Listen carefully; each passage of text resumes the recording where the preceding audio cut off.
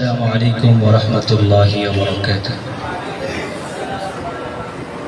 আলহামদুলিল্লাহ, জামিয়া শরীফিয়া আরবিয়া মাদ্রাসা কর্তৃক আয়োজিত সাপ্তাহিক এই মজলিসে আকাবের ও উলামায়ে কেরামের সুহবতে আল্লাহ তাআলা আমাদেরকে আসার বসার তৌফিক দান করেছেন। সকলে আমরা দিল থেকে বলি আলহামদুলিল্লাহ।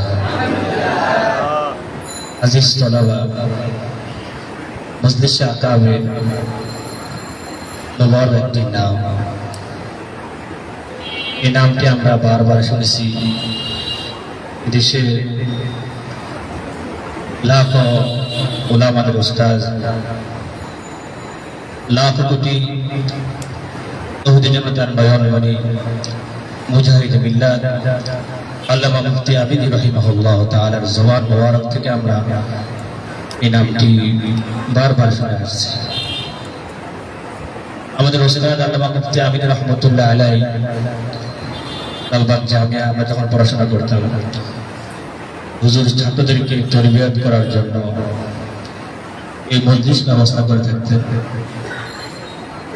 উদ্দেশ্য ছিল আমাদের প্রিয় ছাত্ররা যাতে করে আমাদের বড়দেরকে জানে, বড়রা কিভাবে বড় হয়েছে, ওনাদের জীবনী শুনে শুনে নিজেরা অনুপ্রাণিত হয়ে বড় হওয়ার স্বপ্ন দেখবে। আমাদের উস্তাদ আল্লামা মুফতি আবিদ রহমতুল্লাহ আলাইহি তিনি জোর দিয়ে বলতেন যে সবক থেকেও বেশি গুরুত্বপূর্ণ এই ধরনের মজলিস, তরবিয়ত বেশি জরুরি। আমরা দেখি বর্তমান সময়ে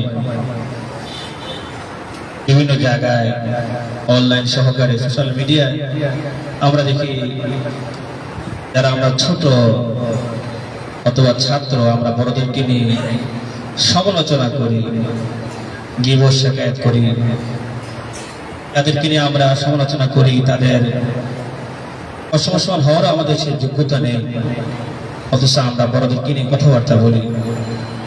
যে আকাবের রাস্তাদের মাধ্যমে আমরা দিন পেয়েছি, কোরআনকে বুঝতে পেরেছি, হাদিস বোঝার চেষ্টা করি, দিন বোঝার চেষ্টা করি, যাদের মাধ্যমে যখন তাদেরকে আমরা সব দিক দিয়ে যখন সমালোচনার পাত্র বানিয়ে ফেলি, তাহলে আমরা হযরত মুফতি আবিদ বলতেন যারা আকাবেরদের পথ থেকে সরে যাবে তারা গোমরাহ হয়ে যাবে, পথভ্রষ্ট হয়ে যাবে। আমি এই কথাটা হুজুরের জবান থেকে বারবার শুনেছিলাম। আমরা যেন পথভ্রষ্ট না হয়ে যায়, সেজন্যই আমাদের জামিয়ার পক্ষ থেকে আমাদের উস্তাদের অনুসরণে আমরা এই ধরনের মজলিসগুলো আয়োজন করে থাকি। মজলিসে আকাবের, যেখানে বড়দের কথা হয়, ইসলাহি কথা হয়। আলহামদুলিল্লাহ, আমি আজকের হযরতের বয়ানের আগে তোমাদের উদ্দেশ্যে আমি কয়েকটি কথা বলবো। আকাবেদের মজলিসে আকাবেদেরকে নিয়ে আমরা তিনটা কথা মনে রাখবো সবসময়। আমাদের আকাবের, আমাদের আসলাফ যারা, ওনাদের বিষয়ে আমাদের তিনটা বক্তব্য থাকবে। এক, মুহাব্বতে আকাবের; দুই, আজমতে আকাবের; তিন, ইত্তেবায়ে আকাবের। এক নম্বর কি বললাম? মুহাব্বতে আকাবের। আমরা আমাদের আকাবের রাস্তাদেরকে মুহাব্বত করি, ভালোবাসি। ইমামে আযম আবু হানিফা রাহিমাহুল্লাহকে আমরা ভালোবাসি, আমরা ইমাম বুখারীকে ভালোবাসি রাহিমাহুল্লাহ সহ যত আকাবের আমাদের রয়েছে, আমরা সবাইকে মহব্বত করি, ঠিক না? আমরা সবাইকে মহব্বত করি। আল্লাহ আমাদের এই মহব্বতকে কবুল করুন, বলা আমিন। তাহলে আমাদের হৃদয়ের ভিতরে থাকবে যে আমরা আমাদের আকাবেরকে মহব্বত করি, এক নম্বর বিষয়। দুই নম্বর, আজমতে আকাবের। আজমতে আকাবের, আকাবেরদেরকে বড় মনে করে যারা আল্লাহর প্রিয় বান্দা, যাদের মাধ্যমে আমরা কোরআন ও হাদিস পেয়েছি, ওনাদেরকে বড় মনে করা মানে ওনাদের বুঝটাকে, ফাহামটাকে বড় মনে করা। আমরা ছোট্ট মানুষ, কোরআন হাদিস বুঝে যতটুকু বুঝি, তার থেকে বলতে হবে যে ইমাম আবু হানিফা রাহিমাহুল্লাহ যেটা বুঝেছে এই বুঝটা বড়। হযরত থানবী রাহিমাহুল্লাহ যেটা বুঝেছেন সেই বুঝটা আমার বুঝ থেকে হাজার হাজার গুণ বেশি বড়। হযরত মাদানী রাহিমাহুল্লাহ যে বুঝটা বুঝেছেন সেটা আমাদের থেকে অনেক বহু গুণ বড়। অনুরূপভাবে যারা আমাদের আসলাফ যারা ওনারা যে ফাহাম কোরআন আজকে যেভাবে বুঝেছেন সেই বুঝটাকে বড় মনে করা, এর নাম আজমতে আকাবে। তাহলে আমরা আজকের এই মজলিস থেকে ইনশাআল্লাহ আমরা শপথ গ্রহণ করব, আমাদের বড়রা আকাবের আসলাফরা কোরআন হাদিসের যে ব্যাখ্যা দিয়েছেন আমরা সেই ব্যাখ্যাটাকে ইনশাআল্লাহ বড় মনে করব, নিজের পক্ষ থেকে কোনো ধরনের ব্যাখ্যা বানানোর চেষ্টা করব না ইনশাআল্লাহ। বলো ইনশাআল্লাহ। 3 নম্বর একটা বিষয় ইত্তেবায়ে আকাবে। আমরা সকলে আমরা তো নগণ্য, আমরা জাহেল, কোরআন হাদিস আমরা সেভাবে বুঝি না, পারি না। এই জন্য যারা কোরআন হাদিস ভালো করে বুঝেছে আমরা ওনাদের অনুসরণ করব, যাদেরকে আমরা আকাবের বলে থাকি ওনাদেরকে আমরা অনুসরণ করবো ইনশাআল্লাহ।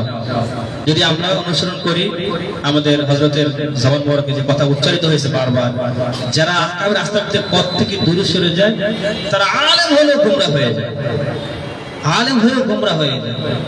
হুজুর বলতেন সূরা ফাতিহা থেকে আয়াতটা বলতেন, সিরাতাল লাযিনা আনআমতা আলাইহিম। এখানে আল্লাহ দোয়া করতে শিখিয়েছেন ইহদিনাস সিরাতাল মুস্তাকিম, তারপর বলেছেন সিরাতাল লাযিনা আনআমতা আলাইহিম। ডাইরেক্ট বলা হয় নাই ইহদিনা আল কোরআন ওয়াস সুন্নাহ, ডাইরেক্ট বলা হয় নাই, বলা হয়েছে ইহদিনাস সিরাতাল মুস্তাকিম সিরাতাল লাযিনা আনআমতা আলাইহিম। আল্লাহ তাআলা আমাদের প্রত্যেককে আমাদের আকাবের আসলাফদের অনুসরণ করার তৌফিক দান করুন। অনুসরণ তো অবশ্যই কোরআন সুন্নাহর হবে, কিন্তু ব্যাখ্যা সমাজ এক্ষেত্রে আমরা আমাদের আকাবের আসলাফদের ব্যাখ্যার অনুসরণ করব ইনশাআল্লাহ। আল্লাহ সবাইকে তৌফিক দান করুন। তাহলে আমরা 3টা মেসেজ আজকে নিয়ে যাব। মুহাব্বতে আকাবে, আমরা আকাবের থেকে ভালোবাসি। আজমতে আকাবে, আমরা বড়দের সমঝকে বুঝকে বড় মনে করব। 3 ইত্তেবায়ে আকাবে, আমরা আমাদের বড়দের অনুসরণ করব। কোরআন সুন্নাহর ব্যাখ্যার ক্ষেত্রে, দ্বীনের ব্যাখ্যার ক্ষেত্রে আমরা আমাদের বড়দের অনুসরণ করব ইনশাআল্লাহ তাআলা।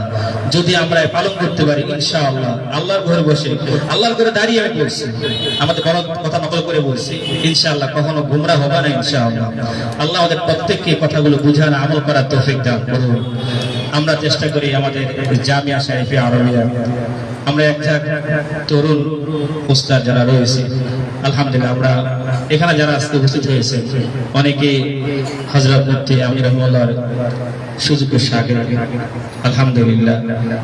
আমাদের জামিয়া শরীফিয়াতে আল্লাহ মুফতি আমির রহমাতুল্লাহর কিছু আদত মুবারাকা এখানে জারি আছে। যেমন হুজুরের অভ্যাস ছিল সপ্তাহে একদিন মজলিসে আকাবের করা, এটা জারি আছে আলহামদুলিল্লাহ। হুজুরের অভ্যাস ছিল সপ্তাহে একদিন শেষ রাত্রে কান্নাকাটি করা সবাইকে নিয়ে, এটাও আমাদের এখানে জারি আছে আলহামদুলিল্লাহ। হুজুরের অভ্যাস ছিল শুক্রবার আসর পরে দুরুদের আমল করে খতম করে কান্নাকাটি দোয়া করতেন দাওয়াতের রুমে আলহামদুলিল্লাহ, এটাও আমাদের জামিয়া শরীফিয়াতে আছে। আমাদের ইচ্ছা আমাদের ওস্তাদদের, বিশেষ করে আমাদের ওস্তাদ আল্লামা মুফতি আমির রহমাতুল্লাহ যে স্বপ্নগুলো আমরা বাস্তবায়ন করবো ইনশাআল্লাহ তাআলা। সকলে বলে ইনশাআল্লাহ তাআলা। তো হুজুরের অন্যতম একটা স্বপ্ন এবং আদাত মুবারাকা ছিল মজলিসে আকাবির করা। আজকের এই মজলিসে আমাদের এই মাদ্রাসার ধারাবাহিক যে মজলিসগুলো হয় তার মধ্যে আজকের এই মজলিসে উপস্থিত হয়েছে যার পরিচয় দেওয়ার প্রয়োজন নেই, আমরা সকলে জানি, সকলের প্রিয় মুখ, পরিচিত মুখ, এদেশের আলেমদের গর্ব, আমাদের গর্ব, বিশিষ্ট ইসলামী ব্যক্তিত্ব, লেখক, গবেষক, মিডিয়া ব্যক্তিত্ব, উস্তাদ মুকাররম হযরত মাওলানা শেখ শরীফ মোহাম্মদ হাফিজাহুল্লাহ তাআলা হযরতকে আজকে আমাদের সামনে আকাবিদের কথা শুনে আমাদেরকে অবশ্যই আমাদের ঘুমন্ত বিবেককে জাগ্রত করবেন। আলহামদুলিল্লাহ গত বছর হযরত এখানেই বয়ান করেছিলেন। আমার কাছে মনে হয় আমরা অনেকেই আমাদের ঘুমন্ত বিবেককে জাগ্রত করতে পেরেছি। যারা আমরা হতাশ হয়েছিলাম আমরা অনেকে ওনার বয়ান থেকে অনুপ্রাণিত হয়েছি এবং সোশ্যাল মিডিয়া ওনার বয়ানটা আলহামদুলিল্লাহ অনেক প্রচার হয়েছে, অনেক ওলামায়ে কেরাম যোগাযোগ করেছে যে খুব সুন্দর অনেক কিছু জানার খোরাক তাদের তৈরি হয়েছে। আজকে ইনশাআল্লাহ আমরা হযরতের জবান মোবারক থেকে আকাবিদের কথাগুলো শুনবো, নিজের বিবেককে জাগ্রত করব, আমরাও বড় হওয়ার স্বপ্ন দেখবো ইনশাআল্লাহ তাআলা। এখন ইনশাআল্লাহ নসিহত পেশ করার জন্য সবাই অনুরোধ করছে জামিয়ার পক্ষ থেকে হযরত মাওলানা শরীফ মোহাম্মদ হাফিজাহুল্লাহ।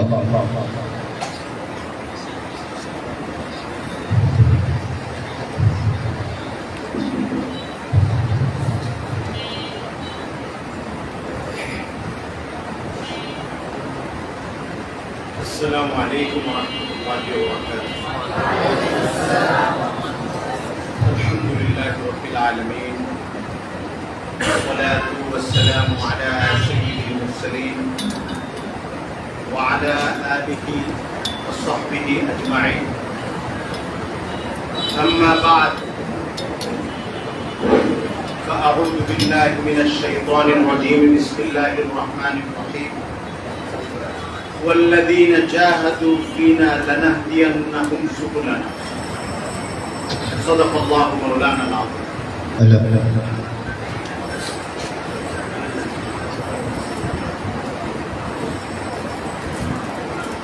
জামিয়া শরীফিয়া লালবাগে আয়োজিত আসলাফ আকাবিরদের স্মরণ এবং তাদের জিন্দেগীর তাসকিরা বিষয়ক এই মজলিস, এই মুবারক মজলিসে উপস্থিত এই জামিয়ার সম্মানিত মুহতামিম সাহেব হযরত মাওলানা হুসাইন সোহরাব সাহেব, মজলিসে উপস্থিত জামিয়ার আসাতিজা একরামের মধ্যে বিশেষভাবে আমাদের ছাত্র জমানা থেকে দোস্ত এবং বড় ভাই তুল্য ব্যক্তিত্ব হযরত মাওলানা ইউসুফ সাহেব, জামিয়ার অন্যান্য আসাতিজা একরাম এবং আমার সামনে উপস্থিত জামিয়ার বিভিন্ন দর্শের বিভিন্ন সফের ছাত্র বন্ধুরা, আমি আমার কমন সেন্স থেকে, কমন সেন্স শব্দের বাংলা অর্থ হলো সাধারণ বুঝ থেকে একটা জিনিস বুঝি বা অনুভব করি, সেটা হলো প্রতি সপ্তাহে অথবা প্রতি 2 সপ্তাহে এমন অনেক সময় হতে পারে প্রসঙ্গটা দরকারি, প্রসঙ্গটা খুব উপকারী, কিন্তু আমরা যেহেতু এক ধরনের বৈচিত্র্যের মধ্যে স্বাদ অনুসন্ধান করে অভ্যস্ত, মনে হতে পারে যে একই আলোচনা আমাদের সামনে বারবার হচ্ছে, বারবার হচ্ছে, বারবার হচ্ছে। এটা হতে পারে, এটা আমার ক্ষেত্রে হতে পারে, আপনার ক্ষেত্রে হতে পারে, বেশি বয়সী একজনের ক্ষেত্রে হতে পারে, অল্প বয়সী একজনের ক্ষেত্রেও হতে পারে। এই জিনিসটা আমি মাথায় রেখে আমি অল্প কয়েকটা জিনিস দরখাস্ত আপনাদের কাছে পেশ করব অল্প সময়ের মধ্যে ইনশাআল্লাহ। প্রথম কথা হলো, মানুষের জন্য কল্যাণকর জিনিস, যে জিনিসগুলো মানুষের দিমাগ, মনস্তত্ত্ব, মানুষের জেহেন, মানুষের চিন্তায় বারবার করা নাড়লে উপকার হয়, নিয়ম হলো ওই জিনিসটাকে বারবারই করা নাড়াইতে হয়। আসলে এটাই নিয়ম। কোরআনের তেলাওয়াত খুব স্বাদ করে জীবনে একবার করবে আর শুনবে, এটা কোরআনের তেলাওয়াতের প্রতি কোনো আদাব না, যথাযথ আদাব না। স্বাদও করবে, বারবার শুনবে, মহাব্বতের সঙ্গে তেলাওয়াত করবে, মহাব্বতের সঙ্গে শুনবে। জরুরি দিনই কথাগুলো, জীবন গঠনমূলক বাক্যগুলো ভিন্ন ভিন্ন কণ্ঠে, ভিন্ন ভিন্ন গল্পে, ভিন্ন ভিন্ন প্রেক্ষাপটে বারবার শুনবো, আমরা বারবার শুনবো। এটা শুধু দিনের লাইনের কথা না, দুনিয়ার লাইনেও একই কাজ ওরাও ফলো করে। কোনটা? দুনিয়ার লাইনের যে জিনিসগুলো চায় যে জনসমাজে প্রভাবিত করুক, জনসমাজ এই জিনিসটার দ্বারা আন্দোলিত হোক, তারা বারবার শুনাইতে থাকে, বারবার শুনাইতে থাকে, বারবার শুনাইতে থাকে। আপনি ওই দল করবেন না, ওই রাজনীতি করবেন না, ওই সংগঠন করবেন না, কিন্তু তাদের নেতার বক্তব্য শুনতে শুনতে শুনতে শুনতে আপনি দেখবেন যে ইচ্ছার বাইরেও 3-4 লাইন আপনি এখন মুখস্থ বলতে পারেন না। ভুল বললাম? এরকম অনেক জিনিস আপনি দেখবেন, পছন্দ করেন না, কিন্তু রাস্তা দিয়ে চলতে চলতে, রাস্তা দিয়ে হাঁটতে হাঁটতে, আর ওরা আপনার কানে শোনাইতে শোনাইতে তার 2টা কলি, 2টা পংক্তি, 3টা লাইন, 5টা লাইন আপনার দিমাগের ভেতরে ঢুকিয়ে দিয়েছে। অথচ না দুনিয়ার ভালো কোনো ফায়দা আছে এর দ্বারা, দিনের তো কোনো ফায়দা নাই, কিন্তু বিষয়টা দুনিয়ার। এর সঙ্গে রাজনৈতিক আধিপত্যের সম্পর্ক, প্রভাব বিস্তারের সম্পর্ক, মানুষের মন এবং মগজকে দখল করার সম্পর্ক। এর জন্যে তারা প্রক্রিয়াগতভাবে, এমন না যে তারা এই জিনিসটা বুঝে না। দেশের বড় বড় রাজনৈতিক নেতারা যে এটা বুঝে না এমন না। কোনটা বুঝে না? যে আমরা যে মানুষকে একটা বক্তৃতা এত শোনাই, মানুষের তো বিরক্ত হওয়ার কথা। আমরা অনেক সময় বলি, যারা দূরে থাকি, সমালোচক, ওই দল করি না, যে একই বক্তব্য ওরা বারবার শোনায় কেন? ওরা বুঝে না আমরা বিরক্ত হই? আসলে তারা বুঝে, কিন্তু তারা আরেকটা জিনিস জানে, পৃথিবীতে মানুষের মনস্তত্ত্ব প্রভাবিত হয় ইদা তাকাররারা, এই নীতির ভিত্তিতে। বারবার উচ্চারিত হতে থাকলে ওইটা জেহেনে বসতে থাকে, বারবার বলতে থাকলে ওইটা মানুষের মগজকে দখল করতে থাকে। বিরক্তির মুখেও তারা বারবার ওইটা উচ্চারণ করতে থাকে। আমরা জামিয়া শরীফিয়ার মসজিদে আপনাদের কাছে দরখাস্ত করব, জীবন গঠনের, দুনিয়া এবং আখিরাতে কামিয়াব হওয়ার অন্যতম বড় একটা উপাদান হলো, আমরা যাদেরকে পার করে এসেছি, সাহাবায়ে কেরাম থেকে নিয়ে এই পর্যন্ত উম্মতের সালাফে সালেহিন, তাদের জীবনের বাঁকগুলোকে দেখা, তাদের জীবনের সম্বলগুলোকে পরখ করার চেষ্টা করা, স্পর্শ করার চেষ্টা করা। আমি এই বিশাল সমুদ্র আকাবির আসলাফের জীবনের, আকাবির আসলাফের জীবন তো এমন যে একজন, দুইজন, তিনজনের জীবনের আলোচনা যদি চলতে থাকে, যারা শুনবে তাদের ভেতরে তৃষ্ণা থাকে, আর যে বলবে তার ভেতরে আবেগ থাকে। রাত পার হয়ে যাবে, গল্প শেষ হবে না। আর যখন গল্প শেষ হবে তখন মনে হবে গল্প তো করলাম, কিন্তু আসলে তার হৃদয়ের অভিব্যক্তি সবটুকু ব্যক্ত করতে পারি না।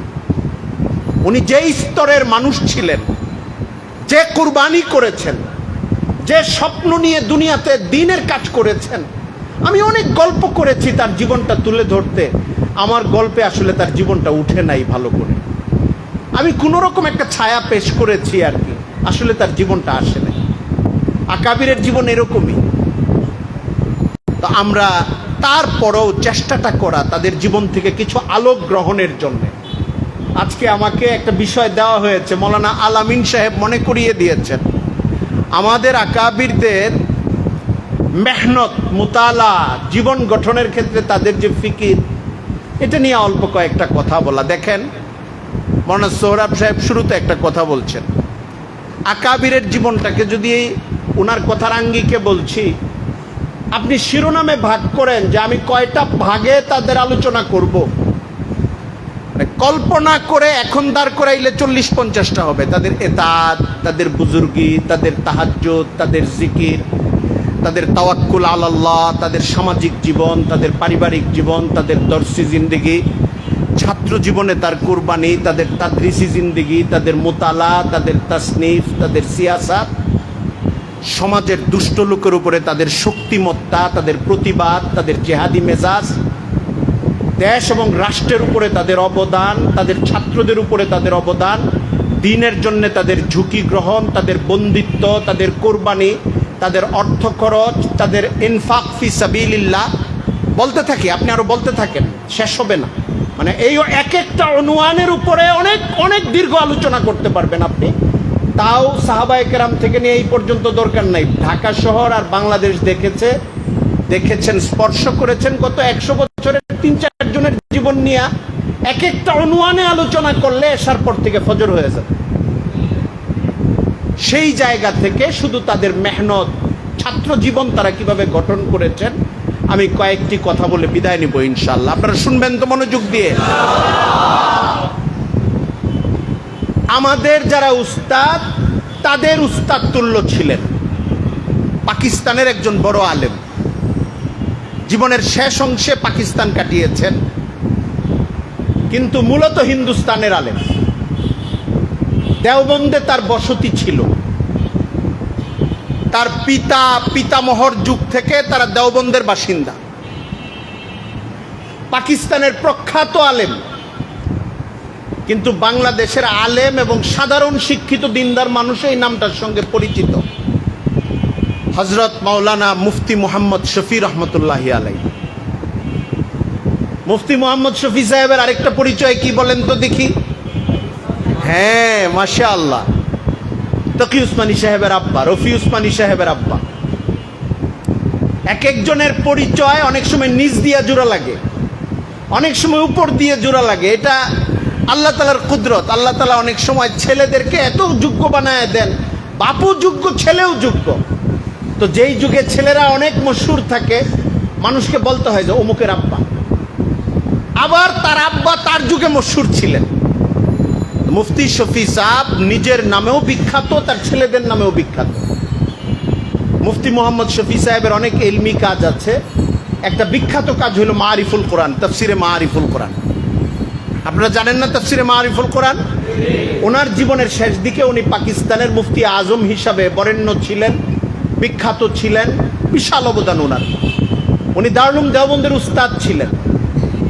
যখন পাক ভারত উপমহাদেশ ভাগ হয়, এটা এই ইতিহাসটা আপনারা জানেন, এই দেশটাই ব্রিটিশদের হাতে ছিল।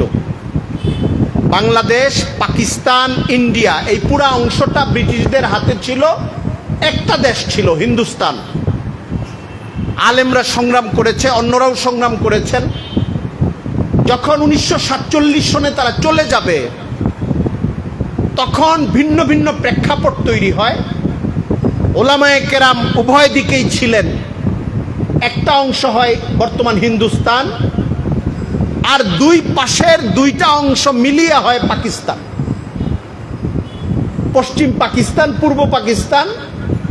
1971 সনে পশ্চিম পাকিস্তানের সঙ্গে লড়াই করে আমাদের পূর্ব পাকিস্তান অংশটা আবার স্বাধীন হয়ে বাংলাদেশ হয়। তাহলে 1947-এর আগে যেই পুরা দেশটা হিন্দুস্তান ছিল, এটা এখন কয়টা দেশ? তিনটা দেশ। দারুল উলুম দেওবন্দ কোন অংশে এখন? হিন্দুস্তানে। 47 সনে হযরত মাওলানা মুফতি মুহাম্মদ তকি উসমানী সাহেবের আব্বা মুফতি শফি সাহেব তার পরিবার নিয়ে উনি পাকিস্তানে চলে যান। মুসলিম যেহেতু হিজরত করেন, এটা 47-এ দুই দিকেই ঘটেছে। আমাদের এখানে প্রচুর বিহারি ভাইদেরকে পাবেন, তারা বিহার প্রদেশ থেকে চলে আসছে, এটা বাংলার কাছাকাছি। ইন্ডিয়ার যে অনেক বড় প্রদেশগুলো আছে, পশ্চিমবঙ্গের পরের প্রদেশটাই হইল বিহার। এদের পশ্চিম পাকিস্তানে যাওয়া কঠিন ছিল। এই জন্য 47-এর পরে ওখানে যাদের সমস্যা হয়েছে, তারা আস্তে করে এদিকে চলে আসছে ট্রেনে উঠে। এরপরেও তাদের জীবন অনেকের বিপন্ন হয়েছে। পাঞ্জাব, উত্তরপ্রদেশ, দিল্লি, এইসব অঞ্চলে যেসব মুসলমানরা ছিলেন, হিন্দুস্তানি মুসলমান, যারা পাকিস্তানে চলে যেতে চেয়েছে, তারা পাকিস্তানে, পশ্চিম পাকিস্তানে চলে গেছে। হযরত মাওলানা মুফতি মুহাম্মদ শফি পশ্চিম পাকিস্তানে গিয়ে, ওই সময়ের পশ্চিম পাকিস্তান আর কি, ওখানে গিয়ে করাচি শহরে উঠেন এবং উনি দারুল উলুম করাচির ভিত্তিপ্রস্তর স্থাপন করে ওইখানে মাদ্রাসা করে একটা দ্বীনি ইদারা শুরু করে তার মেহনত শুরু করেন। বর্তমানে গোটা পাকিস্তানের মধ্যে অত্যন্ত প্রভাবশালী, অত্যন্ত সুনাম অর্জনকারী একটা প্রতিষ্ঠান হলো দারুল উলুম করাচি। মুফতি মুহাম্মদ শফি সাহেব কয়েকটা কথা বলেছেন ছাত্রদের উদ্দেশ্যে তার জীবনের শেষের দিকে। একটা কি, এই কথাটা মুরব্বীরা বলেন, বারবার বলেন, আমরাও আমাদের আলোচনায় বলি, গাফলত আমাদের দ্বারাও হয়, তারপরেও বলি। এটা কি? ছাত্র জমানায় সময়কে কাজে লাগান। যেই ছাত্র তার সময়কে গুরুত্বের সঙ্গে কাজে লাগায়, ওই ছাত্র মানুষ হিসাবে, ছাত্র হিসাবে, পরবর্তী জীবনের শিক্ষক হিসাবে সকল মহলে সে সফল হয়। এটা মনে করার কোনো কারণ নাই যে আমার ছাত্র জমানা 10 বছর, এই 10 বছরের জীবনে আমি ভালো সময় দিব না লেখাপড়ার মধ্যে, তাহলে এই 10 বছর আমি ব্যর্থ হব, এরকম না। এই 10 বছর আমি একটু পিছিয়ে থাকবো, পরে আমি সামনেই তো থাকবো, ওই সময় খুব মনোযোগ দিব, আমি সব কাজ মনোযোগ দিয়ে করব। খুব ভালো করে মনে রাখি, আমার জীবনের ফাউন্ডেশনটা হবে ছাত্র জমানায়। ছাত্র জমানায় যদি ফাউন্ডেশন মজবুত না হয়, পরে আমি 80 বছর বাঁচলেও আমার ছাত্র জমানা যদি 20 বছর পর্যন্ত হয়, আমার জন্মের পর থেকে 20 বছর বা 22 বছর বা 25 বছর, এই 20 বছর 22 বছর 25 বছর যদি আমি মনোযোগ না দেই, আমার জিন্দেগি যদি পরে 80 বছরও হয়, আমি যদি আসলেই এটা করি, কোনটা করি, ছাত্র জমানায় মনোযোগ দিলাম না সময়কে যথাযথভাবে ব্যবহার করার ক্ষেত্রে, পরবর্তী জিন্দেগিতে খুব ভালো মনোযোগ দিলাম, খুব ভালো করে মনে রাখি আমি কোনো অবস্থাতেই পরের জীবনকে সফল করতে পারবো না, কারণ আমার ফাউন্ডেশন দুর্বল হয়ে যাবে। হযরত মাওলানা মুফতি মোহাম্মদ শফি সাহেব রাহিমাহুল্লাহ তাআলা এই কথাটাকে খুব জোর দিয়ে বলেছেন যে মেহনত জীবনের অর্ধেকের চেয়ে বেশি করা দরকার ছাত্র জীবনে। পরের জীবনের কষ্ট অনেক সহজ হয়ে যায় যেই লোক তার ছাত্র জীবনে মেহনত বেশি করে। ছাত্র জীবনে যে মেহনত কম করে, ফাঁকিবাজি করে, বাকি জিন্দিগিতে তার মেহনত অনেক বেড়ে যায়, অনেক বেড়ে যায়, আর ওই সাফল্য সে স্পর্শ করতে পারে না মেহনতি ছাত্র যেটা স্পর্শ করতে পারে।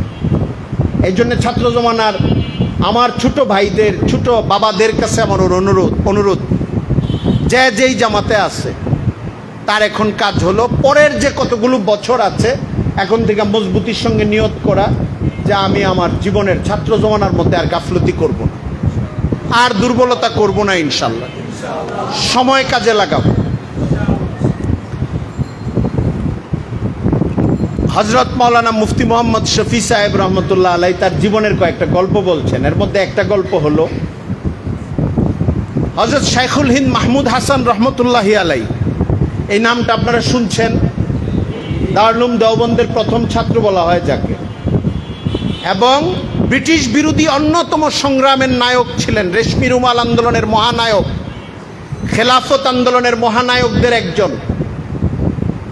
ব্রিটিশ বিরোধী সংগ্রামের সময় শাইখুল হিন্দ মাহমুদ হাসান তার জীবনের শেষ দিকে, উনি তখনও মাল্টায় বন্দী হয় নাই, দারুল উলুম দেওবন্দের উস্তাদ মুফতি মোহাম্মদ শফি সাহেব বলতেছেন, আমি আমার উস্তাদ শাইখুল হিন্দ মাহমুদ হাসান রহিমাহুল্লাহ তাআলার কাছে গিয়ে দরখাস্ত করলাম যে হুজুর আমাকে আপনার বায়াত করে নেন। শাইখুল হিন্দ মাহমুদ হাসান রহমতুল্লাহি আলাই বললেন, তখন উনি ছাত্র, মুফতি শফি সাহেব ছাত্র, মাঝামাঝি দর্শের ছাত্র হবে। আমি জীবনী সংগ্রহ করে যেটা দেখেছি, দেখেন শাইখুল হিন্দ মাহমুদ হাসানের জন্ম 1851 খ্রিস্টাব্দে, ইন্তেকাল 1920 খ্রিস্টাব্দে। কার? শাইখুল হিন্দ মাহমুদ হাসানের। ইন্তেকাল কত খ্রিস্টাব্দে? 1920। এটা মনে রাখবেন, ছাত্রদের এটা একটা বড় কাজ, আকাবিরদের জিন্দিগির মূল একটা দুইটা পয়েন্ট মনে রাখা, অন্তত তাকে চেনার জন্যে। আজকে আমি কয়েকজনের এরকম কিছু জিনিস বলার চেষ্টা করব, আপনারা মনে রাখার চেষ্টা করবেন ইনশাল্লাহ। ভুলে গেলে নামটা মনে রাখবেন, প্যাচ লেগে যাচ্ছে যে এইটা মনে রাখবেন যে এত শোন বা এত শোন, পরে আবার খুঁজে বের করবেন, ইনশাল্লাহ এটাও ফায়দার কারণ হবে। শাইখুল হিন্দ মাহমুদ হাসানের জন্ম 1851 খ্রিস্টাব্দে। 1851টা বুঝবেন কেমনে? সিপাহী বিপ্লব হয়েছিল 1857 খ্রিস্টাব্দে। তাহলে সিপাহী বিপ্লবের 6 বছর আগে জন্ম হয়েছে কার? শাইখুল হিন্দ মাহমুদ হাসানের। সিপাহী বিপ্লবের 9 বছর পরে দেওবন্দের জন্ম। তাহলে শাইখুল হিন্দ মাহমুদ হাসানের জন্ম হলো 1866-তে দেওবন্দের জন্ম, আর উনার জন্ম 1851-তে। তার মানে হলো 15 বছর আগে তার জন্ম। উনি যখন দেওবন্দ মাত্র শুরু হয় তখন উনি 15 বছরের একজন কিশোর, উনি লেখাপড়া করেন। মুফতি মোহাম্মদ শফি সাহেবের জন্ম হলো 1897 খ্রিস্টাব্দে, ইন্তেকাল হলো 1976 খ্রিস্টাব্দে। 1976 খ্রিস্টাব্দে আমাদের বাংলাদেশে 80 সন 1975 বঙ্গবন্ধু মারা গেছে, তার 1 বছর পরে মারা গেছে মুফতি মোহাম্মদ শফি সাহেব। 70-এর দশকের মাঝামাঝি সময়, এটা আপনি মনে রাখেন। তাহলে 1897 থেকে একজন মানুষের বয়স 1915 পর্যন্ত কত হইতে পারে? 15, 16, 17, 18 বছর হইতে পারে। শাইখুল হিন্দ মাহমুদ হাসান মাল্টায় বন্দী হয়েছেন 1916 সনে। ব্রিটিশরা এবং হুসাইন আহমদ মাদানী রহিমাহুমুল্লাহ শাগরিদ আর উস্তাদ, মাহমুদ হাসান উস্তাদ, হুসাইন আহমদ মাদানী শাগরিদ, ওনাদেরকে সৌদি আরবে গ্রেফতার করে মাল্টায় দ্বীপে নিয়ে বন্দি করে রেখে দিচ্ছে। মাল্টাটা কোন জায়গায়? আগে আমি মনে করতাম হিন্দুস্তানে, কারণ বন্দি করছে হিন্দুস্তানের লোকজনকে। পরে ম্যাপ খুঁজে দেখছি, সফরনামা পড়ে দেখছি মাল্টাটা হলো লিবিয়া, মিশর, এই যে জায়গাটা আছে এই জায়গাটা, আর ইটালি, তুরস্ক, এই যে জায়গাটা, এর মাঝখানে যে ভূমধ্য সাগর, একটা বড় সাগর আছে, ভূমধ্য সাগর বলা হয়। ভূমধ্য সাগরের মধ্যে কিছু দ্বীপ দেশ আছে, দ্বীপ রাষ্ট্র, এর মধ্যে একটা দ্বীপ এলাকা হলো মাল্টা। কথা বুঝে আসছে? ভূমধ্য সাগরের আরেকটা সাইড হইল ফিলিস্তিন এবং ইসরায়েল, গাজার পাশে যে সমুদ্র, এটাও ভূমধ্য সাগরের পারে। এবং তেল আবিব নামক যে শহর বর্তমান ইসরায়েলের দখলকারী রাষ্ট্র, ওই তেল আবিবের পাশে যে সমুদ্র, এটাও ভূমধ্য সাগরের পাশের তেল আবিব শহর। ভূমধ্য সাগরের এই পারে হইল লিবিয়া, মিশর, ওই পারে হইল ইটালি, রোম, এই দেশগুলো, তুরস্ক। মাঝখানে ভূমধ্য সাগর, বিশাল এরিয়া। এই ভূমধ্য সাগরের মধ্যে কিছু, সাইবেরিয়া একটা দেশ আছে, বেশ কিছু দ্বীপ দেশ আছে। এরকম একটা দ্বীপ অঞ্চল হলো মাল্টা। যখন হযরত শাইখুল হিন্দ মাহমুদ হাসানকে আরব থেকে, হেজাজ থেকে বন্দি করে নিয়ে যাওয়া হয়, তখন মাল্টার দ্বীপাঞ্চলটা ব্রিটিশদের আন্ডারে ছিল, যেরকম আমাদের ভারতবর্ষ তাদের আন্ডারে ছিল। ব্রিটিশরা তো ব্রিটেনেরই মালিক, কিন্তু উপনিবেশ কায়েম করার জন্যে, দখল করে রাষ্ট্র চালানোর জন্যে 100 বছর আগে এরা যে বিভিন্ন দেশ দখল করত আর ওই দেশ থেকে সম্পদ শোষণ করে নিয়ে যেত, এই সিস্টেমটাকে বাংলায় বলে উপনিবেশ, ইংরেজিতে বলে কলোনি। কলোনি, এই আজিমপুর কলোনি না, রাষ্ট্রীয় সিস্টেমের মধ্যে একটা কলোনি বলা হয়, কলোনিশিপ, এটাকে কলোনি বলা হয়। মাল্টাও তখন ব্রিটিশ কলোনির আন্ডারে ছিল, উপনিবেশের আন্ডারে ছিল। আমি আবার বলি, শাইখুল হিন্দ মাহমুদ হাসানের ইন্তেকাল কত সনে? 1920 সনে। আর মুফতি মোহাম্মদ শফি সাহেব কি বলতেছেন? আমি আমার ছাত্র জমানার মধামজি সময়ে আমি শাইখুল হিন্দ সাহেবের কাছে গিয়া বললাম, হুজুর আপনার প্রতি আমার খুব মহাব্বত, আমি চাই আপনার কাছে বায়াত হয়ে যাইতে। শাইখুল হিন্দ সাহেব বললেন, তোমার লেখাপড়া শেষ হোক, ফারাগাত হোক, পরে আমার কাছে বায়াত হয়েও। হযরত মুফতি মোহাম্মদ শফি সাহেব এটার কারণ উল্লেখ করেছেন। এখন অবশ্য আমাদের উলামায়ে কেরামের মধ্যে যারা মুসলেহ, ইসলাহের কাজ করেন, তারা অনেক সময় মাসালেহ, উপকারিতা চিন্তা করে, দরকার চিন্তা করে ছাত্রদেরকেও বায়াত করেন। যারা বুঝে শুনে করেন তাদের জন্য এটা ঠিক আছে, কোনো সমস্যা নাই। কিন্তু আগের আকাবিররা বায়াত হওয়ার পরে যেহেতু মানুষ অনেক জিকির আজকার নিত এবং করত, নতুন কিছু প্রোগ্রামের মধ্যে ঢুকে যেত, বায়াত হওয়ার পরে তালকিন দিতে হইতো, জিকিরের সময় দিতে হইতো, এবাদতের জন্য আলাদা সময় এবং রুটিন বলে দিতে হতো।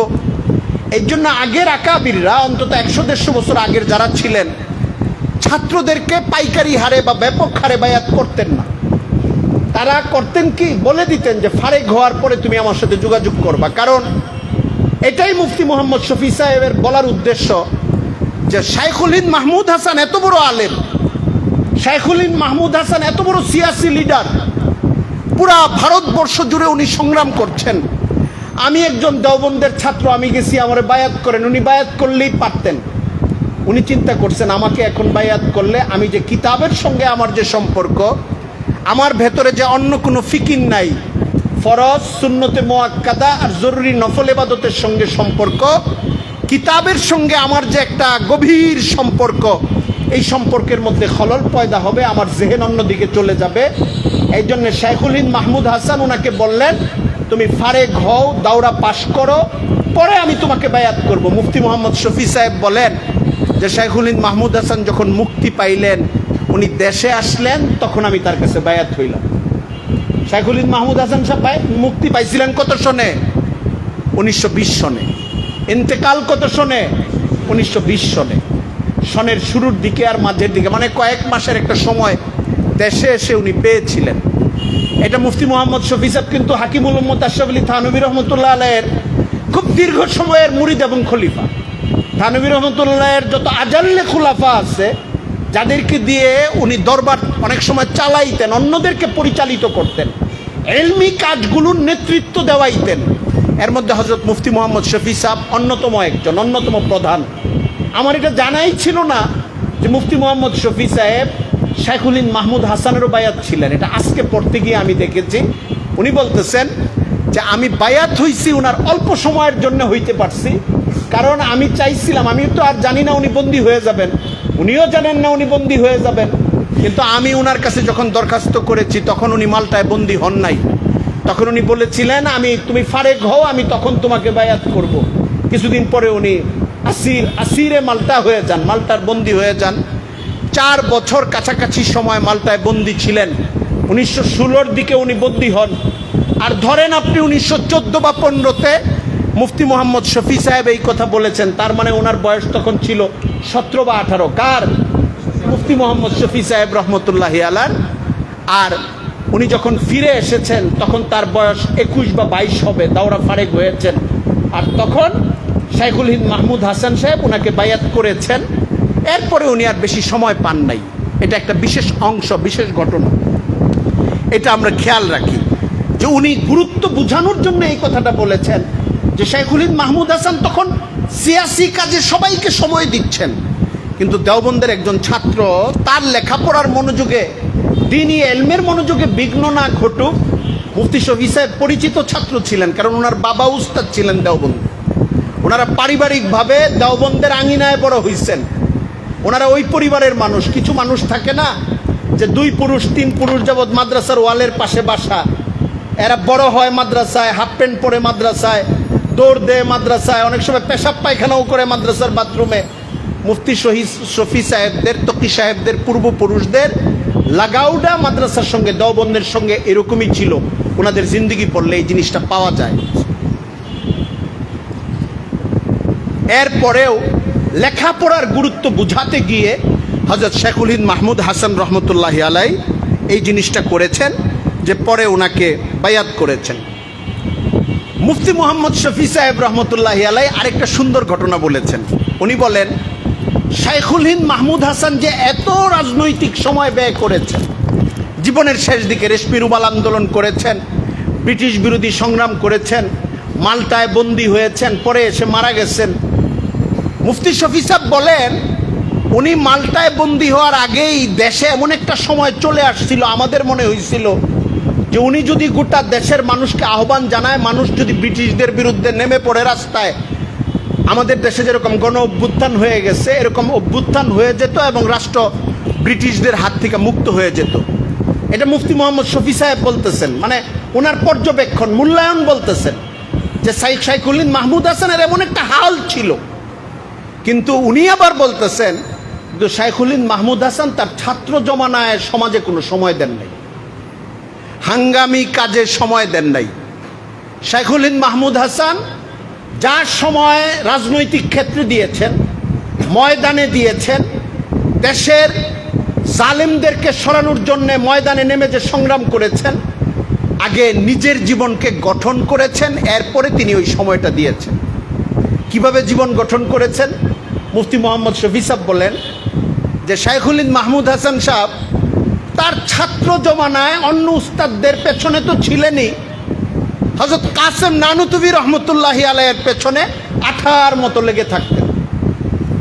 উস্তাদের লেগে থাকা ছাত্রের মতো জুতাটা ধরতেছে, কিতাবটা পড়তেছে, খানাটা বিছায়া দিতেছে, দস্তরখানটা, সব সময় কাসেম নানুতুবি রহিমাহুল্লাহ তাআলার সঙ্গে যুক্ত। কাসেম নানুতুবি সাহেবকে বলেন তো দেখি? অন্যতম প্রতিষ্ঠাতা। যদি একজনের নাম আসে ঐতিহাসিকভাবে ওনার নামটাই উল্লেখ করা হয়, অথচ উনি অন্যতম প্রতিষ্ঠাতাদের একজন। ওনার আরেকটা পরিচয় কি? 1857 সনে সিপাহী বিপ্লব হয়েছে, এটা সবাই জানে, এটার সাথে সবাই জড়িত ছিল, হিন্দু মুসলিম আলেম গায়রে আলেম সবাই, ব্রিটিশ বিরোধী সিপাহী বিপ্লব। কিন্তু ওই টাইমেই শামেলির লড়াই নামে, জেহাদে শামেলি নামে ভারতের উত্তর প্রদেশের একটা শামেলি নামক এলাকায় ব্রিটিশদের কাছ থেকে থানা পুলিশ ফাঁড়ি দখল করে কয়েক মাসের জন্য আলেমরা একটা ইসলামী হুকুমত কায়েম করে ফেলছিলেন। এই বিদ্রোহ এবং জেহাদ এবং এই নেতৃত্বের অন্যতম প্রধান নায়কদের একজন কাসেম নানুতুবি রহমতুল্লাহ আলাইহি ছিলেন। হযরত রশিদ আহমদ গঙ্গুহি আরেকজন ছিলেন। পুরা সকলের আমির ছিলেন হযরত হাজী এমদাদুল্লাহ মুহাজিরে মক্কি রহমতুল্লাহ আলাইহি, যিনি ইনাদের সকলের শায়েখ ছিলেন, মুর্শিদ ছিলেন। আমি ওনার কথায় আসব।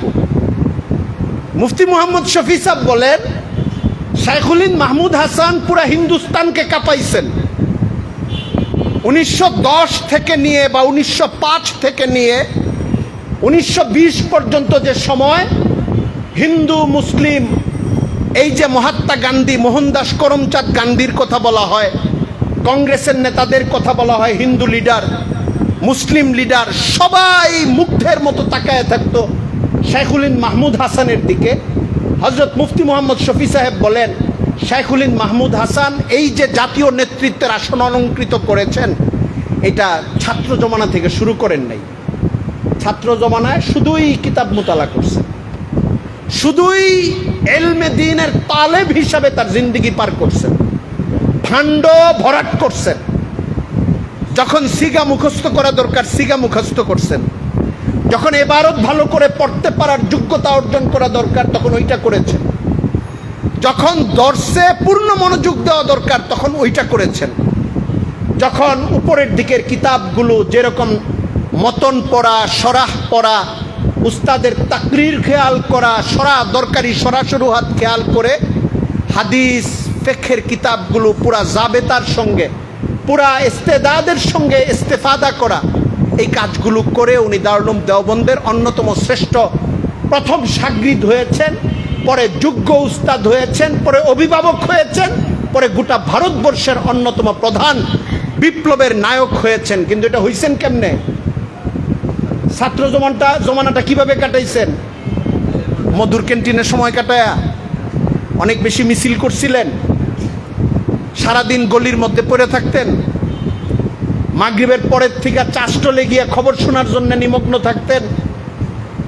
দেশে কোনো একটা রাজনৈতিক পেশ লাগলেই ছাত্র ভাইদেরকে নিয়ে একটা আড্ডা দেওয়া, যে দেশে এটা হইতেছে শুন আগে, একটা বৈঠক বসায় দেওয়া এবং ব্যস্ত হয়ে যাওয়া, এইগুলি করছেন না ডুবন্তভাবে লেখাপড়া করছেন? কোনটা করছেন? খুব ভালো করে মনে রাখি, দেশে কিছু জাতীয় ক্রান্তিকাল আসে, আগুন লেগে গেছে মহল্লায়, তখন যেই মানুষটা এবাদতে থাকবে তারও উচিত পানি নিয়ে আগুনটা নিভানো, ওইটা একটা আলাদা জরুরত। জাতীয় যদি এমন কোনো জরুরত আসে যেটা মাথার উপরে চলে আসছে, ওইটার জন্য তাৎক্ষণিক সময় দেওয়া, এটা আল আহাম ফাল আহাম, এটার ব্যাপারে কোনো ফকি উলামায়ে কেরাম মানা করেন না। সবচেয়ে মনোযোগী ছাত্রও তখন সময় দিবে। বন্যায় মানুষ প্লাবিত হয়ে যাচ্ছে, দেশের সমস্ত মানুষ গুলিবিদ্ধ হয়ে মারা যাচ্ছে, হাসপাতালে করোনার আক্রান্ত হয়ে মানুষ চলে যাচ্ছে। খাস খাস কিছু সময়ে জাতির পাশে দাঁড়ানো, নিজের জীবনটাকে রক্ষা করা, পরিবারের পাশে দাঁড়ানো, মহল্লার মানুষের পাশে দাঁড়ানো, এই সময় সব সময় আসে না। এটা 5 বছরে, 10 বছরে, কখনো 20 বছরে, 40 বছরে, 50 বছরে এরকম টাইম আসে। ওই টাইমে টাইম দিতে হয়, এটা অন্য জিনিস। আরেকটা হলো নিয়মিত সিয়াসি কাজে সময় দেওয়া, নিয়মিত ছাত্র মানুষ কিন্তু মনোযোগ আরেক দিকে রাখা, নিয়মিত আড্ডাবাজি করা, নিয়মিত নিজের মন এবং মগজের মধ্যে রাজনীতির আরেকটা ফ্রন্ট খুলে রাখা। দেশের বড় বুদ্ধিজীবী হয়ে গেছি, কিন্তু আমি পড়ি হেদায়েতুন নাহর, কাফিয়া, সরে জামি, এখন এবারও থল করতেই আমার বুদ্ধিজীবিত্ব শেষ হয়ে যাওয়ার কথা। আদিব হুজুর, আমাদের হজরত মৌলানা আবু তাহের মেজবে সাহেব আদিব হুজুর দামাত বারাকাতুহুম, মৌলানা ইউসুফ সাহেব আছেন, আমাদের সরে জামির বছর ঘটনাচক্রে হুজুরের কাছে আমরা সরে জামি পেয়ে গেলাম। আমার খুব ভালো করে মনে আছে, সরে জামির একটা অধ্যায় আছে আল হাসেল ওয়াল মাহসুল। হাসেল বইলা কিছু আলোচনা করে পরে মাহসুল বইলা ওইটার আবার খোলাসা বের করা হয়। আমার এখন যেটুক মনে আছে, আমার ভুল হইতে পারে, এটা হলো ইসিম আর হরফ, ইসিম কিভাবে মুস্তাকিল আর হরফ কিভাবে মুস্তাকিল না, বরং ইসিমের মতো মুস্তাকিল না হইয়া আরেকজনের সহযোগিতা ছাড়া তার মানাটা বুঝাইতে পারে না। এই আলোচনাটাই হাসেল মাহসুলের মধ্যে করা হয়েছে, ইবতেদা শব্দ দিয়ে আর মিন শব্দ এনে, যে ইবতেদার মধ্যে শুরু সব অর্থটা এমনি বুঝে আসে। আর মিন শব্দটা আরেকটা লফজের সাথে না লাগাইলে শুরুর অর্থটা বুঝে আসে না। এইটাকেই পেঁচায় পেঁচায় বলা হয়েছে। সরেজমির ছাত্র আছে না? সরেজমির কিতাবই নাই? আচ্ছা আচ্ছা, ঠিক আছে। যারা সরেজমির ছাত্র বা সরেবেকায়ের ছাত্র তাদের মনে থাকার কথা। হুজুর আমাদেরকে এটা লম্বা করে বুঝাইতেছেন। আর আমরা তো আবার হুজুরের কাছে এসোয়ার বিশিকির ছাত্র। একটু বেলা তাকাল্লুফি ছিল, হুজুরও মহব্বত করতেন, স্নেহ করতেন, আর ছিলামও ছোট। আমার পরিষ্কার মনে আছে হুজুর খুব লম্বা করে বুঝাইতেছেন। বুঝায় পরে বলতেছে, পিছনে আমি অমনোযোগী আছিলাম, এই শরীফ এই পুরা জিনিসটা বুঝলে তোর ক্রিকেটের বোলিংয়ে কোনো ফায়দা হবে না। আসরের পরে হুজুর আমাদের খেলা দেখতে যাইতেন, আমরা ক্রিকেট খেলতাম। আর হুজুর বলছিলেন এটা হইলো ডিম আগে না মুরগি আগে, এরকম একটা জটিল তর্ক। তোমরা ইবতেদার মিনটাকে বুঝা নাও। আমি যে কথা বলতে চাচ্ছি, কাফিয়া সরে জামি আগের পরের ছাত্রদের এবারত হল করা, মাফহুম হল করা, লফজ হল করা, প্যাচগুলো হল করা। এই প্যাচটা একটা ব্যায়াম। অনেক সময় এসকাল আসে, হুজুর নাহু তো আমরা খুব সরল কাওয়ায়েদ দিয়েও শিখতে পারি। এটা এখন উলামা একরাম এই কাজগুলো করছেন, নাহু সরফকে সরল কাওয়ায়েদ দিয়া শেখানোর ব্যবস্থা করছেন। আদি হুজুরের কিতাবগুলো আছে, আরও অন্য অনেকেও আরব থেকে কিতাবগুলো আনছেন। বালাগাতের জন্যে মুখতাসারুল মানির পরিবর্তে বা তার আগে দুরুসুল বালাগার জায়গায় আরও সহজ করে বালাগাতের মেসালগুলো ধরায় দেওয়া। গত 10-15 বছর যাবত এই কিতাবগুলো সংযুক্ত হচ্ছে। কিন্তু মুখতাসারুল মানি আর শরহে জামি বা কাফিয়া এবারতের পেচের মধ্যে যে ছাত্রদেরকে ফেলে একটা ব্যায়াম করায়, এই ব্যায়ামটার ছাত্রদের দরকার আছে পরবর্তীতে ফিকহের তর্কটা বুঝার জন্যে। পরবর্তীতে হাদিসের মাফহুম যখন দুই রকম বের হয় তাতবিক দেওয়ার জন্যে, যুক্তি তর্কের বিভিন্ন ভঙ্গি বুঝার জন্যে, এবারতের একাধিক মানার স্তর বুঝার জন্যে, এটার জন্য সবচেয়ে উপযোগী কাজ হলো ছাত্র জমানায় ওই জিনিসটায় সময় দেওয়া। কেউ যদি সময় না দেয়, সহজ অথবা কঠিন জিনিসকে সহজ করে বুঝতে চেষ্টা করে সব সময়, যে হুজুর আপনি আমাকে সহজ করে বুঝায় দেন, আমি প্যাচের মধ্যে ঢুকতে চাই না, এটা যদি কেউ বলে, সত্য কথা হলো সে বিষয়টা বুঝবে, কিন্তু সামনে কখনো জটিলতায় পড়লে আর নিচে পার হইতে পারবে না। এই জন্য একটা জিনিসকে দুইভাবেই বুঝতে শিখতে হয়, সহজভাবেও বুঝতে শিখতে হয়, জটিলভাবেও বুঝতে শিখতে হয়। শিখলে আপনি যখনই জটিলতায় পড়বেন, ওই জটিলতার বাদ বা প্রাচীরটা নিজে নিজে অতিক্রম করার যোগ্যতা অর্জিত হবে। হজরত মুফতি মোহাম্মদ শফি সাহেব এই কথাটাই বলেছেন যে শেখুল হিন্দ মাহমুদ হাসান এত যোগ্য হয়েছেন, ছাত্র জমানা কাটাইছেন কার সঙ্গে? সবচেয়ে বেশি লেগে থেকে কাটাইছেন কার সঙ্গে? হজরত কাসেম নানতুবি সাহেবের সঙ্গে। কাসেম নানতুবি সাহেবের জীবনটা এবার দেখেন। ওনার জন্ম কত সনে? 1832 খ্রিস্টাব্দে। ওনার ইন্তেকাল কত সনে? মনে রাখবেন, এইগুলি আপনাদের ইমতেহানের মতো। 1880 খ্রিস্টাব্দে। কত সনে? শেখুল হিন্দ মাহমুদ হাসান সাহেবের ইন্তেকাল কত সনে? 1920। আর কাসেম নানুতুবি সাহেবের ইন্তেকাল কত সনে?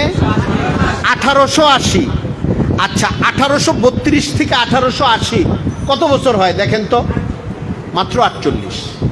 খুব অল্প বয়স পেয়েছিলেন দুনিয়ার অন্য অনেকের তুলনায়, কিন্তু এত কিরদারওয়ালা মানুষ ছিলেন।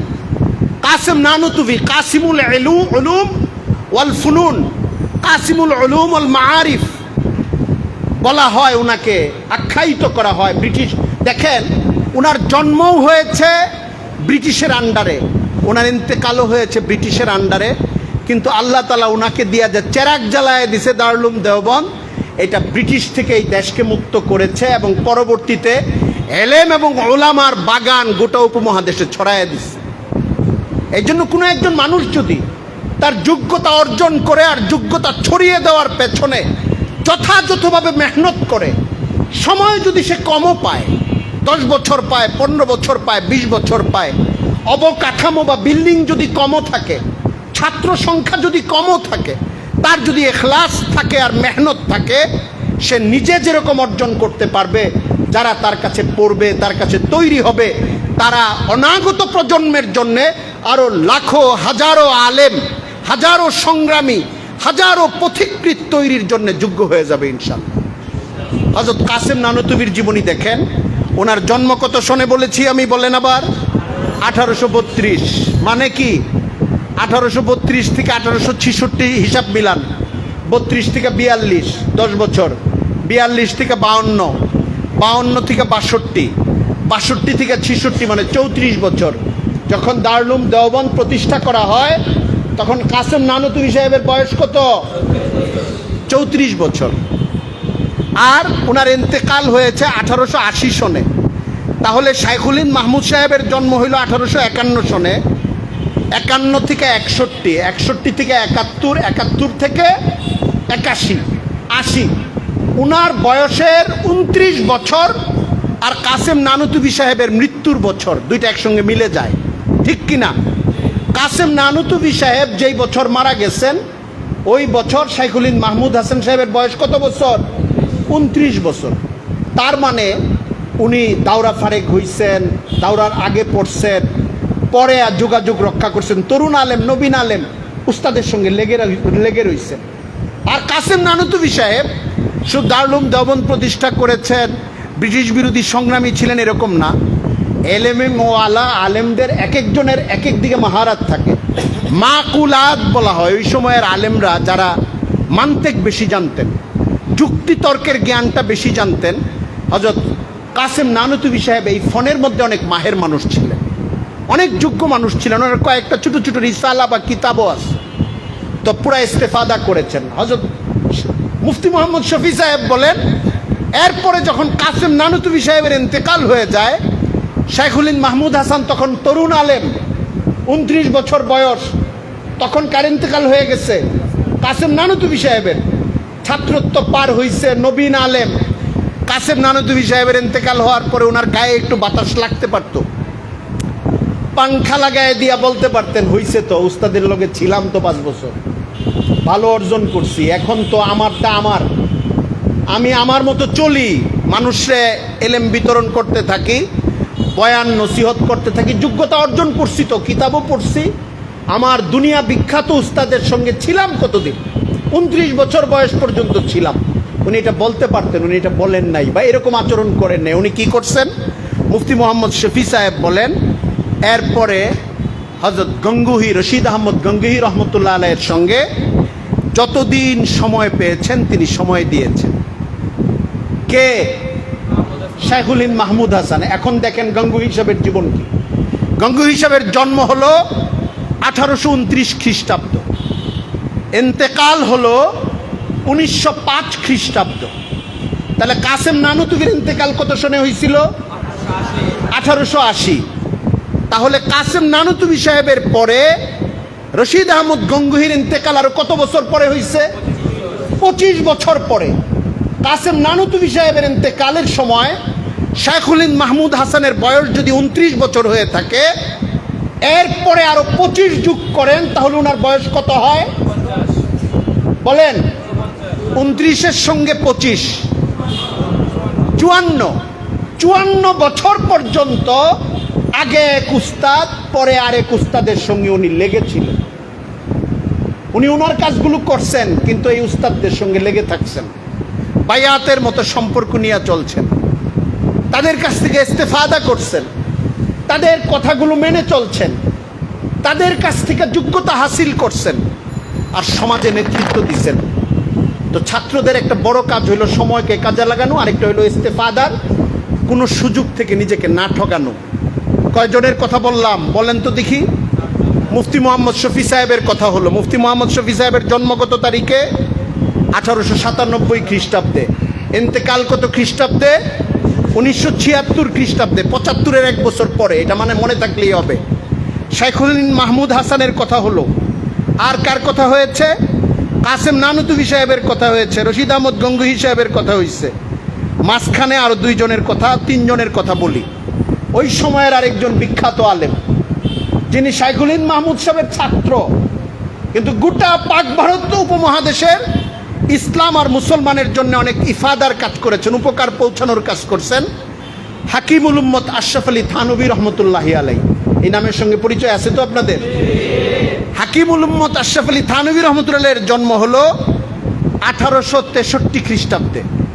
দারুল দেওবন্দ প্রতিষ্ঠার কয় বছর আগে? মাত্র 3 বছর আগে। তার মানে উনি যখন কিশোর হয়ে উঠেছেন বা যুবক হয়ে উঠছেন, তখন শাইখুল হিন্দ মাহমুদ হাসানদের মতো ব্যক্তিরা লেখাপড়া শেষ করে এখানে আবার উস্তাদ নিয়োজিত হয়ে যাচ্ছে।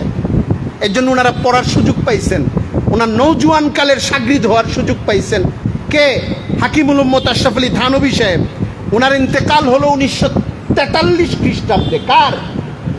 আশরাফ আলী থানভী সাহেবের। খুব ভালো করে মনে রাখবেন। অনেকে গল্প করতে গিয়া বলে যে ভারত পাকিস্তান যখন ভাগ হইছে আশরাফ আলী থানভী সাহেব পাকিস্তান চলে গেছিলেন। কেমনে যাবে উনি? কবর থেকে যাবে? উনি মারা গেছে কত সনে? আর ভাগ হইছে কত সনে? 47 সনে। ইতিহাসের সনগুলো মনে থাকলে ইতিহাসের বিকৃতি আপনি ধরতে পারবেন। ওই যে জারি গান গায় যারা, কাউয়ালি জারি গান বেদাতি একটা গ্রুপ আছে না, বলে যে হুসাইন রাদিয়াল্লাহু তাআলা আনহু যখন শহীদ হইতেছিলেন কারবালায়, মা ফাতেমা মদিনায় কান্নাকাটি করতেছিলেন তখন, আর বলতেছিলেন যে আমার ছেলেটা যে মারা গেল তোমরা তো কেউ দেখলা না। এটা শুই না ইতিহাস ভালো করে মনে না থাকলে চোখের পানি এসে যেতে চায়, কারণ ওরা ওইভাবেই বলে। কিন্তু হযরত ফাতেমা তো হুজুর সাল্লাল্লাহু আলাইহি ওয়াসাল্লামের পরে সবচেয়ে কম সময়ের মধ্যে ইন্তেকাল করছেন। পরিবারের অন্য সদস্যদের আগে উনি ইন্তেকাল করে চলে গেছেন, আর উনি নাকি 61 হিজরিতে কান্নাকাটি করছেন। তো ইতিহাসের সনগুলি মনে রাখবেন, তাহলে আপনি বুঝবেন। হাকিমুল উম্মত আশরাফ আলী থানভীর নাম কেন বললাম? উনিও এরকম জীবন গঠন করছেন এইভাবে, লাখো মানুষকে উপকৃত করছেন, বহু কিতাব লেখছেন, বহু মানুষ ডাইরেক্ট তার কাছ থেকে ইস্তেফাদা করেছেন, যোগ্যতা অর্জন করেছেন। ওনারা দেওবন্দের ছাত্র ছিলেন। আরেকজনের নাম হলো হযরত মাদানী আলাইহির রহমা, হযরত হুসাইন আহমদ মাদানী রহমতুল্লাহ আলাই। ওনার বয়স আরেকটু পরের দিকে। ওনার জন্ম 1879 খ্রিস্টাব্দে, ওনার ইন্তেকাল 1957 খ্রিস্টাব্দে, 47-এর 10 বছর পরে। হযরত মাদানী রহমতুল্লাহ আলাই 47-এর সময় হিন্দুস্তানে ছিলেন। উনি রাজনৈতিক তাত্ত্বিকভাবেও রাষ্ট্রটা যেন ভারত হয় এটার পক্ষে ছিলেন। আমাদের উলামা একরাম দুই পাশেই ছিলেন। পাকিস্তান হোক এটার পক্ষেও আলেমদের একটা অংশ ছিল, আর ভারত নামক রাষ্ট্রটা টিকে থাকুক এটার পক্ষেও আলেমদের শক্তিশালীভাবে একটা পক্ষ ছিল। হযরত হুসাইন আহমদ মাদানী রহমতুল্লাহ আলাই এটার পক্ষ ছিলেন। এটার একটা অনেক বড় ফায়দাও ছিল। দারুল উলুম দেওবন্দ এটার উপকার পেয়েছে। ভারতবর্ষের উলামায়ে কেরাম এবং ভারতবর্ষে যে মুসলমানরা রয়ে গিয়েছিল, হযরত অনেকে তো চলে গিয়েছিলেন পাকিস্তান এবং বাংলাদেশে চলে আসছিলেন, পূর্ব পাকিস্তানে। যারা থেকে গেছেন তাদের জন্য এই অভিভাবকরা থেকে যাওয়াটা অনেক দরকারি হয়েছে। হযরত হুসাইন আহমদ মাদানী রহমতুল্লাহ আলাই উনিও শাইখুল হিন্দ মাহমুদ হাসানের এমন শাগরিদ ছিলেন যে বলা হয় ফেদাই শাগরিদ ছিলেন। ওনাকে গ্রেফতার করার ইচ্ছা ছিল না ব্রিটিশ পুলিশের, কিন্তু যখন ওনার উস্তাদকে ধরে নিয়ে যায় মাল্টায়, তখন ওনার শাগরিদ বলছে আমাকেও নিয়ে যান, আমার উস্তাদের সঙ্গে আমাকে নিয়ে যেতে হবে। এবং উনি তার সঙ্গে বন্দী থাকেন। ওনাদের দুইজনকে একসঙ্গে করে মানুষ কিতাব লিখেছে, আসিরানে মাল্টা, মাল্টার দুই বন্দী, একজন উস্তাদ একজন শাগরিদ। শাগরিদ গ্রেফতার হওয়ার উপযোগী ছিলেন না, পরোয়ানাও ছিল না, উস্তাদের সঙ্গে থাকার জন্য শাগরিদ চলে গেছে খেদমত করার জন্য। হযরত হুসাইন আহমদ মাদানী রহমতুল্লাহ আলাই উনার কাছে আমাদের এই অঞ্চলের উলামায়ে কেরাম অনেকে লেখাপড়া করেছে, বুখারী শরীফ পড়েছে। আবার এইরকম অনেক আলেম আছে যে হাদিসের কিতাব পড়েছেন মাদানী রহমতুল্লাহের কাছে, আবার থানভী রহমতুল্লাহের কাছে থানা ভবনে গিয়ে ওনারা বায়াত হয়ে ওইখানে আধ্যাত্মিক সবকগুলো নিয়েছেন, সময় কাটিয়েছেন, খেলাফত পেয়েছেন, তারপরে বাংলাদেশে এসেছেন। আমি কয়েকজনের নাম বলবো এরকম। তা আমরা এই যে একটা বিরাট জম্মে গফিরের নাম জানলাম, এই পুরা গ্রুপের পেছনের দিকে একজন ব্যক্তির নাম বলি। উনি হইলেন হাজি এমদাদুল্লাহ মুহাজির মক্কি রহমতুল্লাহ আলাই। উনি কাসেম নানুতুবি সাহেবের শায়েখ, রশিদ আহমদ গঙ্গুহি সাহেবের শায়েখ এবং আশরাফ আলী থানভী রহমতুল্লাহ আলাই।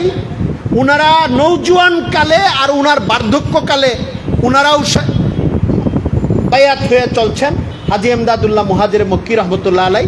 আপনি দেখেন সময়টা মিলে কিনা। হাজি এমদাদুল্লাহ মুহাজির মক্কি রহমতুল্লাহ আলাইয়ের জিন্দিগির সময় হলো, ওনার জন্ম 1814 সালে, ইন্তেকাল হইল 1899 খ্রিস্টাব্দে। কত? 1800। আর হাকিমুল উম্মত আশরাফ আলী থানভী সাহেবের জন্ম হইল 1863 খ্রিস্টাব্দে, ইন্তেকাল 1943 খ্রিস্টাব্দে। তাহলে 1863 থেকে 1899, 63-র পরে কত থাকে? 46 বছর থাকে। 46 বছর মানে হাজী এমদাদুল্লাহ মুহাজিরে মক্কি যখন ইন্তেকাল করেন তখন হাকিমুল উম্মত আশরাফ আলী থানভীর বয়স কত? 46 বছর। তার মানে উনি এর 36 বছর নৌজওয়ান হাল। উনি এর আগের কিছু সময়টা উনি পেয়েছেন।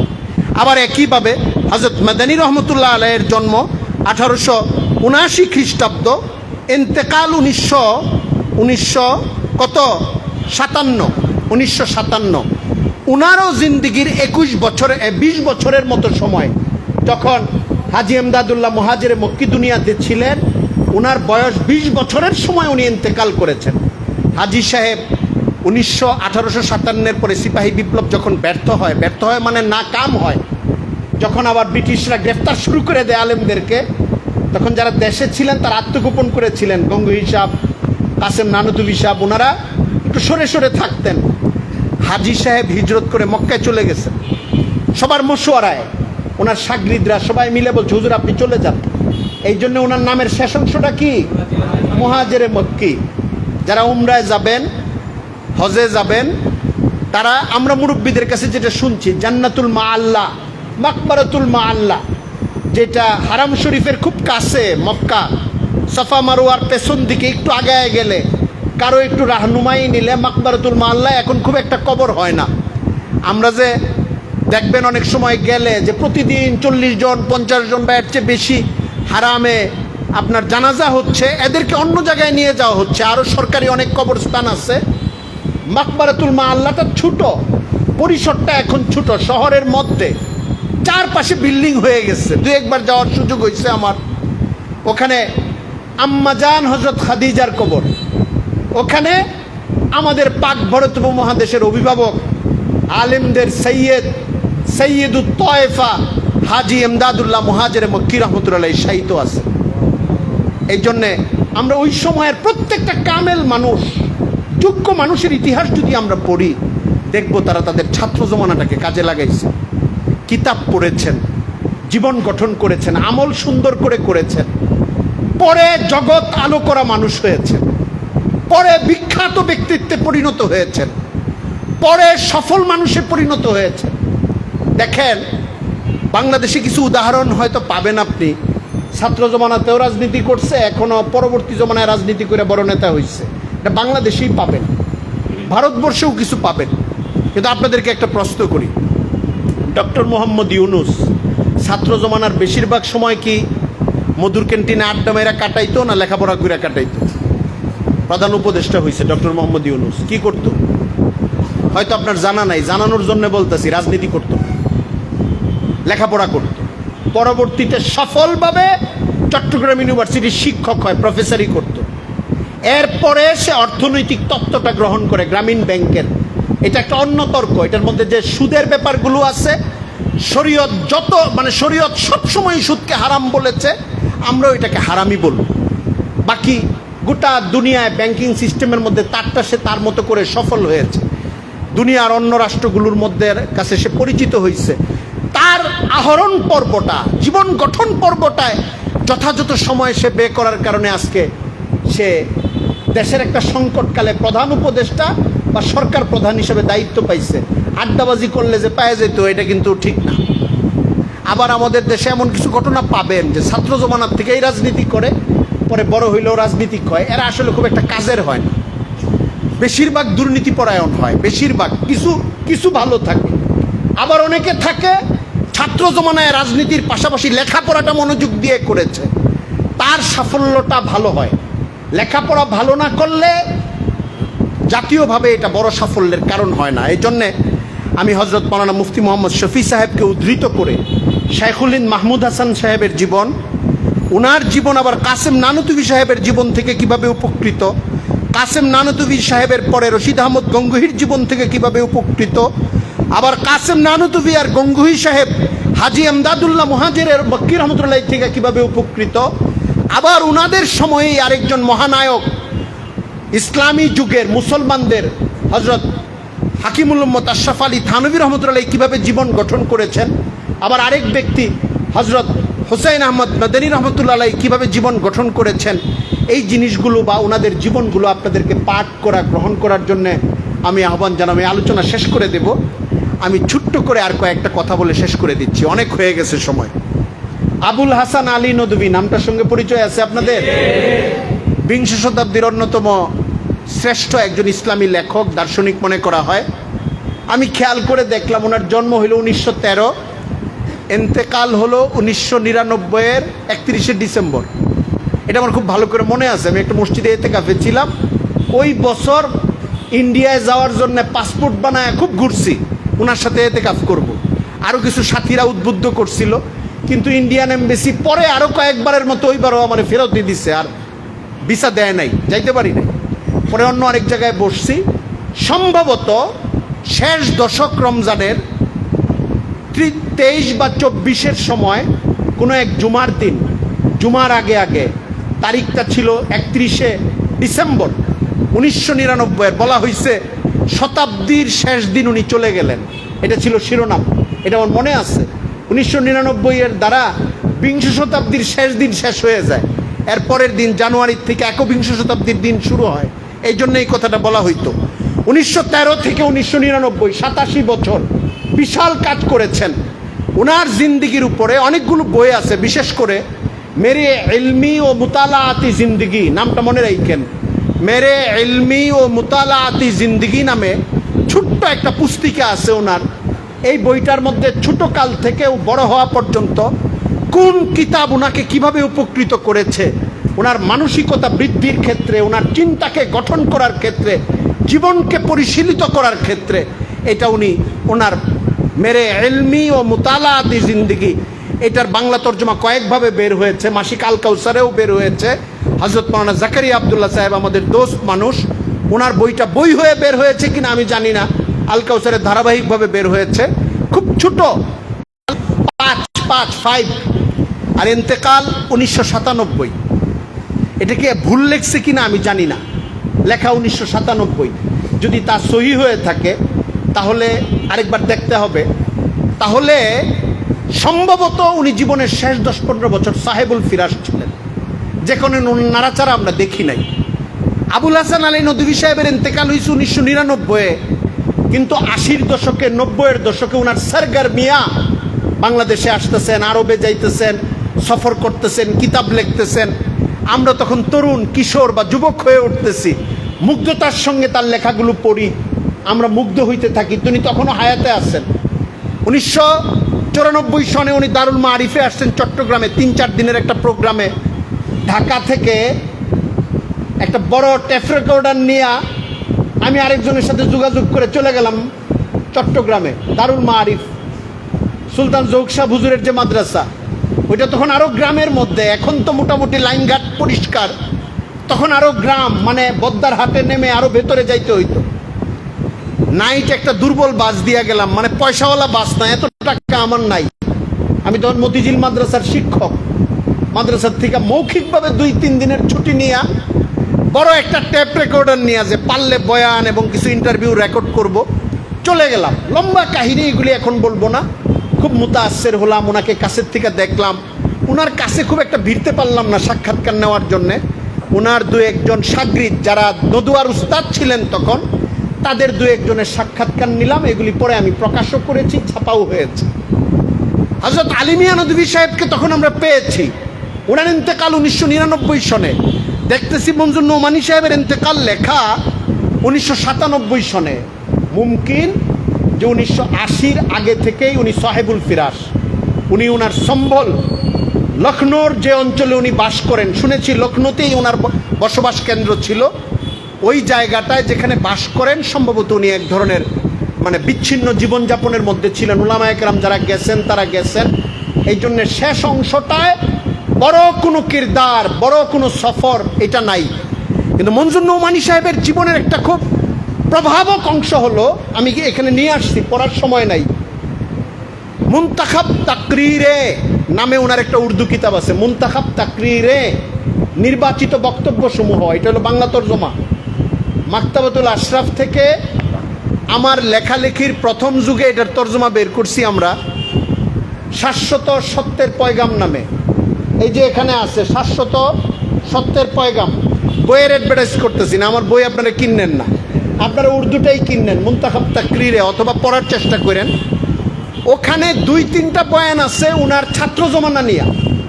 এর মধ্যে একটা বয়ানে বিশেষভাবে আছে দারুল উলুম দেওবন্দের ছাত্রদেরকে উদ্দেশ্য করে দেওয়া, অথবা এরকম আছে যে উনি তার বাবা ছিলেন একটু বেদাতি মনস্ক মানুষ ছিলেন, দেওবন্দি ঘরানার ছিলেন না, আলেমও ছিলেন না। ওনার বাবা আবার ওনার পরিবারের সবাই চাইতেছিল উনি ইংরেজি লাইনে লেখাপড়া করেন, কিন্তু উনি এটাকে এনকার করে ওনার বাবা তাকে মাদ্রাসায় পড়তে দিছে, ওনার আগ্রহ নাই। প্রথম 2-3 বছর মিজান আর নাহমির পড়েন, মিজান পড়েন আবার পিছায় আসেন। ওই আমার এক ছাত্র এখন বড় আলেম, বড় যোগ্য মানুষ, রসিকতা করে বলতেছে মতিঝিল মাদ্রাসায় আমার ছাত্র, বয়সে আমার চেয়ে বেশি ছোট না। গত কিছুদিন আগে উমরার সফর একসঙ্গে হয়েছে, মহাব্বতের সম্পর্ক এখনো আছে।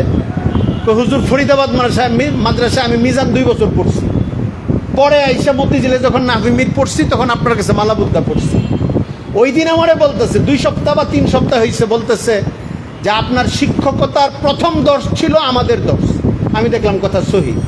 মতিঝিল মাদ্রাসায় 1992 সনে দাওরা ফারেক হওয়ার পরে আল্লাহ তাআলা একটু খেদমতের সুযোগ দিছিলেন 8-10 বছর। প্রথম নিযুক্ত হওয়ার পরে প্রথম দর্শ ওদের দর্শে গেছিলাম। ওই দর্শটা মালাবুদ্দা মিনহু ছিল আমার তাকসিমে, আর দর্শটাও ছিল প্রথম ঘন্টা। এই জন্য ওই বছর যে আরও কয়েকটা ঘন্টায় গেছি, ওদেরটা ছিল প্রথম। সে আমার রসিকতা করে বলতেছে বয়সে আমার চেয়ে খুব ছোট না, মানে আমার বয়স 53 বছর, সে ওর হয়তো 50 বছর হবে। বলতেছে যে হুজুর আমি ছাত্রদেরকে বলি যে আমার মিজানের প্রথম বর্ষ, দ্বিতীয় বর্ষ, কিছু বুঝেন নাই মনে হয়, ইন্টারমিডিয়েট প্রথম বর্ষ, দ্বিতীয় বর্ষ বলে না। মিজান যে 2 বছর পড়ছে এটা রসিকতা করতে গিয়া বলে যে আমার মিজানের দ্বিতীয় বর্ষের সময় আমার এই ঘটনা ঘটছে। মানে জিনিসটার একটা ভালো তাবির বানানোর জন্য বলে আর কি। এটা সে আমাকে বলতেছে ওই দিন রসিকতা করে যে হুজুর ওই সময় এইভাবে দিন কাটতেছিল। পরে মতিঝিল মাদ্রাসায় আসার পরে এখন ওখানকার উস্তাদ আলহামদুলিল্লাহ যোগ্য মানুষ, সব দিকে যোগ্য। তা আমি যে কথা বলতে চাচ্ছি, মঞ্জুর নোমানী সাহেব 3 বছর একই কিতাব পড়তেছেন, কোনো মনোযোগ নাই, পুরো 1.5 ব্যাটারি ছাত্র। এটা গড়মড়ো করে পড়েন, আবার পরের বছর আরেক উস্তাদের কাছে যায়, উস্তাদ দেখে এ তো কোনো গর্দানি পারে না, ফালার পরে ফালাই পারে না, ফালুই পারে না, এরকম একটা অবস্থা। মানে সরফের যে কিছু গর্দান আছে পরীক্ষা করলে বোঝা যায় ছেলেটা একটু বুঝছে, ও কোনো বুঝেই নাই। আরেক উস্তাদ আবার ওইখান থেকে শুরু করে। 3 বছর পার হওয়ার পরে ওনার আব্বা দেখছে এই ছেলে তো যেখানে শুরু করাইছিলাম ওই ঘুরা গেরা সারা রাত নদী বায়া আবার ওই ঘাটের মধ্যে নৌকা বাইন্দা রাখছে। এই কিচ্ছা শুনেন নাই? রাতের বেলায় অনেক দূর সফরে যাবে, নৌকা বাইতেছে, পরে ফজরের সময় দেখে এক ঘাটের কাছে নৌকা এসে থামছে, দেখে যে যেই ঘাটের থেকে নৌকা চালা শুরু করছিল নৌকা ওই ঘাটেই আছে। পরে নামছে, নেমে কয় ঘটনা কি? পরে দেখে যে দড়ি খুলে নাই, সারা রাত নৌকা বাইছে। নৌকা কোন ঘাটে? যেই ঘাট থেকে শুরু করছিল ওই ঘাটেই। তো ছাত্র জমানা যখন এরকম হয়ে যায় যে দড়ি খোলা হয় নাই, তো বছর শেষ দেখা যাবে আগের বছরই আটকে রয়েছে। মঞ্জুর নোমানী সাহেবের এই ইতিহাস। তো ওনার আব্বাও পেরেশান হইলেন, একজন উস্তাদের কাছে দিলেন, পাঞ্জাবের এক উস্তাদ ওনার এলাকায়। ওইটা এই বইয়ের মধ্যে আছে ঘটনাটা। উনি বলতেছেন ওই উস্তাদ আমার পরীক্ষা নিয়ে আমার কাহিনী জিজ্ঞাসা করলেন, তুমি কত বছর যাবত এই কিতাব পড়ো? আমি বললাম যে গত 2-3 বছর যাবত আমার এই হাল, যেই ঘাট থেকে নৌকা সারি ওই ঘাটেই ফজরের পরে নৌকা থাকে। আমি বুঝার জন্য বললাম আর কি, এটা উনি বলে নাই। তো ওনার উস্তাদ শোনার পরে বলতেছেন বর্ষ বাবা, তোমার আমি কয়েকটা নসিহত করি। তোমার আব্বা তোমার লেখাপড়া করার জন্য মাদ্রাসায় দিচ্ছে, বুঝতেছি তোমার মনোযোগ আসে নাই। আমি চলো তোমার সাথে একটা ডিলে আসি, লেখাপড়া যদি মাদ্রাসায় করতে না চাও আমাকে ক্লিয়ার বলে দাও, আর জিন্দগি নষ্ট করার দরকার নাই। তোমার আব্বাকে আমি বুঝায় বলবো, তোমাকে অন্য লাইনে দিয়ে দিবে, জিন্দগি বরবাদ হবে না তোমার, ওই লাইনে আগাইতে থাকো। আর যদি এইভাবে আমার কাছেও স্বীকার না করো, বাপের কাছেও স্বীকার না করো, প্রত্যেক বছর গড়মড়ো করতে থাকো, তোমার তো যেইখান থেকে নৌকা ছাড়বা নৌকা ফজরের পরে ওইখানেই থাকবে। আর যদি লেখাপড়া করো তাহলে আমাকে বলো, আমি তোমার জন্য মেহনত করব। মঞ্জুর নোমানী সাহেব বলেন, উনি এত দরদের সঙ্গে এই প্রশ্নটা আমাকে বললেন, তাৎক্ষণিকভাবে আমার দিল তৈরি হয়ে গেল যে আজকের থেকে আমি লেখাপড়া করবো ইনশাআল্লাহ। উনি বললেন যে হুজুর আমি পড়ব। উস্তাদ বললেন যে মঞ্জুর নোমানী সাহেব বলেন, এটা ওই বয়ানে আছে, এখানে আছে, এটা 4-5 পৃষ্ঠা বর্ণনা, পড়ার সময় নাই। উস্তাদ তাকে পড়া দিলেন, যেইগুলি তুমি পড়ে আমাকে শোনাবা, এই ইয়াদগুলো করে আমাকে শোনাবা। উনি 6 মাসে, ওনার সঙ্গে আমার যোগাযোগ হয়েছে বছরের অর্ধেক সময় পার হওয়ার পরে। উনি বাকি অর্ধেকের মধ্যে আমাকে এলমুসিগার হেদায়েতুন নহু ধরাইয়া দিছে। 3 বছরের পড়া পার করিয়ে উনি পরে ধরাইয়া দিছেন। বাকি মুতাওয়াসসিতা পর্যন্ত পড়ে শেষের দিকে আমি দারুল উলুম দেওবন্দে এসে ভর্তি হয়েছি। আমার আব্বার ভেতরে একটা বেদাতি মেজাজ ছিল সারা জীবন, মঞ্জুর নোমানী সাহেব বলেন, কিন্তু উনি কিন্তু প্রচণ্ড বেদাত বিরোধী। ওনার অনেক তাসনিফাত আছে, বাতিল বিরোধী অনেক তাসনিফাত আছে। উনি বলেন যে আমার আব্বা এইটুক বুঝতেন যে হিন্দুস্তানে হাদিসের পড়াশোনা দেওবন্দে ভালো, আমার ছেলেকে ভালো আলেম বানাইতে চাইলে দেওবন্দে দিতে হবে। উনি গিয়ে আমার দেওবন্দে দিয়ে আসেন, পরে আমি বাকি জিন্দিগি দেওবন্দে পড়ি। মঞ্জুর নোমানী সাহেব আর আবুল হাসান নদভী সাহেবের আরেকটা কমন জায়গা হলো, দুইজনকেই মৌলানা মওদুদী সাহেব জামাত ইসলামীতে ঢুকাইছিলেন। জামাত ইসলামী যখন শুরু করেন সমিতির মতো করে অল্প কিছু মানুষ নিয়ে মৌলানা মওদুদী সাহেব, তখন তরুণ আলেম, মেধাবী, প্রতিভাধর এই 2 আলেমকে সঙ্গে নিয়েছিলেন, যাদের বিশাল প্রভাব ছিল। ওনারা কয়েক বছর মওদুদী সাহেবের সঙ্গে চলার পরে ওনার ব্যক্তিগত, ওনার দর্শনগত, ওনার রচনাগত, ওনার রাজনীতিগত ভুল ত্রুটি যখন ওনাদের চোখের সামনে পড়ে, প্রথমে সংশোধন করার চেষ্টা করেন, পরামর্শ দেন, কিতাব লেখেন, এরপরে মাফসায়া আলাদা হয়ে যান, যা আমাদেরকে ছেড়ে দেন। বুঝছেন না কথাটা, যে মাফও চাই দুয়াও চাই, এটা একটা ইস্তেলা চালু আছে না, যা আমাদেরকে ছেড়ে দেন, আমরা আপনার সাথে আর পারতেছি না। এটা দুইজনই করছেন, মঞ্জুর নোমানী সাহেব আর কে, আবুল হাসান আলী নদভী সাহেব। আরেকজন ব্যক্তির নাম ডক্টর মোহাম্মদ হামিদুল্লাহ, উনিও ওনাদের যুগের একজন মানুষ, হিন্দুস্তানের মানুষ। ডক্টর মোহাম্মদ হামিদুল্লাহ প্রথাগত কওমি মাদ্রাসার আলেম না, উনি হায়দ্রাবাদের নাগরিক ছিলেন, যেটাকে হায়দ্রাবাদ ডেকান বলা হয়। 1947 সনে ওই রাষ্ট্রটাকে ইন্ডিয়া গিলে নিয়ে যায়। ওখানে উসমানিয়া ইসলাম ইউনিভার্সিটি নামে একটা ইউনিভার্সিটি ছিল। দারুল উলুম দেওবন্দের উজ্জ্বল নক্ষত্র সৈয়দ মানাজির হাসান গিলানির শাগরিদ হিসাবে ওইখানে লেখাপড়া করেন ডক্টর মোহাম্মদ হামিদুল্লাহ। এরপরে 1947-এ যখন ওনার অঞ্চল দখল করে নেওয়া হয়, উনি তখন শিক্ষক ছিলেন। পরে উনি হায়দ্রাবাদ থেকে বের হয়ে যান। এরপরে ওনার বাকি জীবন কাটান ফ্রান্সে, পাকিস্তান আসা যাওয়া করতেন, সৌদি আরব আসা যাওয়া করতেন। ওনার কাছে আমি একবার চিঠি পাঠাইছিলাম, উনি জবাব দিছিলেন আমার কাছে চিঠির, ওই চিঠিটা আছে আমার কাছে এখনো। ওনার জীবনটা শুনেন। ওনার জন্ম 1908 সনে আর ওনার ইন্তেকাল 2002 সনে। উনি হইলেন সেই ব্যতিক্রমী ব্যক্তি, সিরাতের উপরে অসাধারণ অসাধারণ গবেষণামূলক গ্রন্থ গোটা পৃথিবীকে যিনি উপহার দিয়েছেন, উর্দু ভাষায়, আরবি ভাষায়, ফরাসি ভাষায়, ইংরেজি ভাষায়। সারা জিন্দিগি বিয়ে করেন নাই। ফ্রান্সে একটা ইসলামিক সেন্টার, 1 রুমের বাসায় থাকতেন, রান্না নিজে করতেন, কাপড় নিজে ধুইতেন, অনেক কিতাব রচনা করে গেছেন। বাংলা ভাষায় ওনার কিতাবের তর্জমা আছে ইসলামিক ফাউন্ডেশন থেকে। নামটা শুধু মনে রাখেন, ডক্টর মোহাম্মদ হামিদুল্লাহ।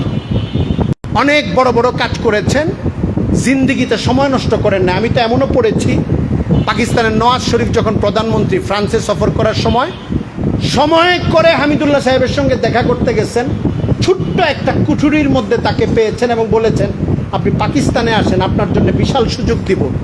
পাকিস্তান, সৌদি আরব তাকে অনেক বড় বড় পদক দিয়েছে। বেশ কয়েকটা মুসলিম দেশ তাকে নাগরিকত্ব দিতে চেয়েছে। উনি বলছে যে হায়দ্রাবাদ থেকে আমি বহিষ্কৃত হয়েছি, হায়দ্রাবাদ ইন্ডিয়া দখল করে নিচ্ছে, মৌত পর্যন্ত আমি আর কোনো দেশের নাগরিকত্ব নিতে চাই না।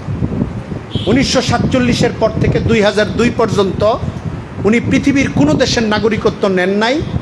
উনি জীবনের শেষ দিকে ওনার ভাতিজি আমেরিকার একটা শহরে বসবাসকারী ছিলেন, অসুস্থতার কারণে তার কাছে চলে যায়, ওইখানে থাকেন, ইন্তেকাল করেন, ওইখানে উনি মাত্র ডক্টর মোহাম্মদ হামিদুল্লাহ সাহেব। আরও আমার কাছে লিস্টি ছিল, আজকের আলোচনা না করি, আল্লাহ তাআলা যদি কখনো তৌফিক দেন। সনগুলি আপনাদের মনে থাকবে, চেষ্টা করবেন, প্যাচ লেগে গেলে নাম মনে রাখবেন, পরে সনটা খুঁজবেন, তাহলে পাবেন। এই নামগুলি মুখস্থ রাখা আমাদের জন্য দরকার। হাজী আমদাদুল্লাহ মুহাজিরে মক্কি বলেন, কাসেম নানুতুবি, রশিদ আহমদ গঙ্গুহি, আশরাফ আলী থানভি, শাইখুল হিন্দ মাহমুদ হাসান দেওবন্দি, হুসাইন আহমদ মাদানী রাহিমাহুমুল্লাহ, সৈয়দ আবুল হাসান আলী নদভী, হজরত মৌলানা মঞ্জুর নোমানি, ডক্টর মোহাম্মদ হামিদুল্লাহ। বাকি ডক্টর মোহাম্মদ হামিদুল্লাহর কোনো কাজ হজরত মৌলানা আব্দুল মালিক সাহেব দামত বারাকাতুহ তার সঙ্গে আমি আলাদা করে জিজ্ঞাসা করেছি, তার কোনো ইলমি কাজের ব্যাপারে কিছু তাফাররুদাত, কিছু ত্রুটি বিচ্যুতি হয়েছে, যেটা হজরত মৌলানা আব্দুল মালিক সাহেবের উস্তাদ, যুগের বড় আলেম ছিলেন এবং উলুমুল হাদিস বিষয়ে অনেক বড় যোগ্য মানুষ ছিলেন। পাকিস্তানের হজরত মৌলানা আব্দুর রশিদ নৌমানি সাহেব রাহিমাহুল্লাহ তিনি তানকিদ করেছেন এবং বহস করেছেন, এটা উনি আমাকে জানিয়েছেন। এটা ইলমি কাজ যারা করেন তাদের কারো এটা হয়ে যায়। হজরত ডক্টর মোহাম্মদ হামিদুল্লাহ সাহেবের এটা হয়েছে, কিন্তু আবার ওনার সিরাত গবেষণামূলক পুরা ফ্রান্সে কোরআনের তর্জমা উপস্থাপন করে ইউরোপের জন্যে। ডক্টর মোহাম্মদ হামিদুল্লাহ সেই ব্যক্তি যে কয়েকজন মুসলিম ব্যক্তি ইসলাম পরিচিতিমূলক গ্রন্থ লিখেছেন, এই কাজটা উনি করেছেন। ইনারা কি করেছেন আজকে দুইটা জিনিস বলি, তিনটা জিনিস। একটা হলো ছাত্র জমানায় সময় কাজে লাগানো, 2 নাম্বার প্রচুর মুতালা করে সময় পার করা, 3 নাম্বার লেখাপড়া আনুষ্ঠানিকভাবে শেষ হওয়ার পর বাকি জিন্দিগি যতদিন থাকবে ইস্তেফাদা এবং ইফাদার পিছনে সময় ব্যয় করা, সময় তখনও নষ্ট না করা। এটা মনে না করা দাওরা ফারেক হয়ে গেছে আর মুতালার দরকার নেই। যাদের নাম এখানে বললাম ছাত্র জমানা সফলভাবে কাটাইছেন, মৌত পর্যন্ত কিতাব মুতালা করছেন, তারা মৌত পর্যন্ত এলেম আহরণ করছেন, মৌত পর্যন্ত যোগ্যতা বৃদ্ধি করার চেষ্টা করছেন। কিন্তু এটার ফাউন্ডেশনটা করে উঠে আসলে ছাত্র জমানায় যদি ভালো করে পড়াশোনার ফাউন্ডেশনটা কেউ নির্মাণ না করে তাহলে পরের যুগে চাইলেও লেখাপড়া করতে পারে না, কারণ মজা লাগে না, এবারত বুঝে না, এবারত আগাইতে পারলেও মানা বুঝে না, তার পড়তেই মজা লাগবে না। তারিখের কিতাব দিবেন পড়তে কষ্ট হবে, সিরাতের কিতাব দিবেন পড়তে কষ্ট হবে, মাফহুম উদ্ধার করতে কষ্ট হবে। এই জন্য ছাত্র জমানাটাকে মজবুত করেন, ফাউন্ডেশনটাকে সুন্দর করেন। এখন উস্তাদরা যা বুঝার চেষ্টা করেন, তাকরারের সময়টায় তাকরার করেন, মুতালার সময়টা মুতালা করেন। যারা যেই দর্শের ছাত্র ওই দর্শ বা ওই সফ যেভাবে হক আদায় হয় এইভাবে মেহনত করেন। ইনশাল্লাহ আপনি যখন দাওরা ফারেক হবেন দেখা যাবে যে আপনার প্রাথমিক পর্যায় পর্যন্ত এতটুকু ইস্তেদাদ হবে, আপনি লুগাতের এলেম, নাহু সরফের এলেম, ফিকহের এলেম, হাদিসের এলেম যেন সামনের পথ পাড়ি দিতে পারেন। আমাদের আসলাফরা যে একটা দর্শের নিজামির একটা নেশাব করে দিয়েছেন, এই নেশাবকে কামেল করার একটা যোগ্যতা তৈরি হবে। আল্লাহ তাআলা আমাদেরকে আমাদের আকাবির আসলাফ যারা মেহনত করেছেন ছাত্র জমানায়, যারা মেহনত করেছেন ছাত্র পার হওয়া পরবর্তী জমানায়, যারা জাতিকে উপকৃত করেছেন, তাদের জীবনের মেহনতের অধ্যায় অনুসরণ করা, উপকৃত হওয়া এবং নিজেদের জীবন গঠন করার তৌফিক দান করুন। আপনারা ধৈর্য ধরে শুনেছেন এই গরমের মধ্যে মাদ্রাসার আসাতিজায়ে কেরাম ছিলেন, তারা মহব্বত করে আমাকে আবার ডেকেছেন, মৌলানা সোহরাব হোসেন সাহেব সহ মাদ্রাসার আসাতিজায়ে কেরাম, এবং ধৈর্য ধরে শোনার জন্য আমার ছাত্র বন্ধুরা সবার প্রতি আমি কৃতজ্ঞতা জানাই। ওয়া আখিরু দাওয়ানা আনিল হামদুলিল্লাহি রাব্বিল আলামিন ওয়া মা আলাইনা ইল্লাল বালাগ। জি জি জি জি জাযাকুমুল্লাহ। একটু পানি দিয়েন বলা, আর এইটা ব্যাগে রেখে দেন।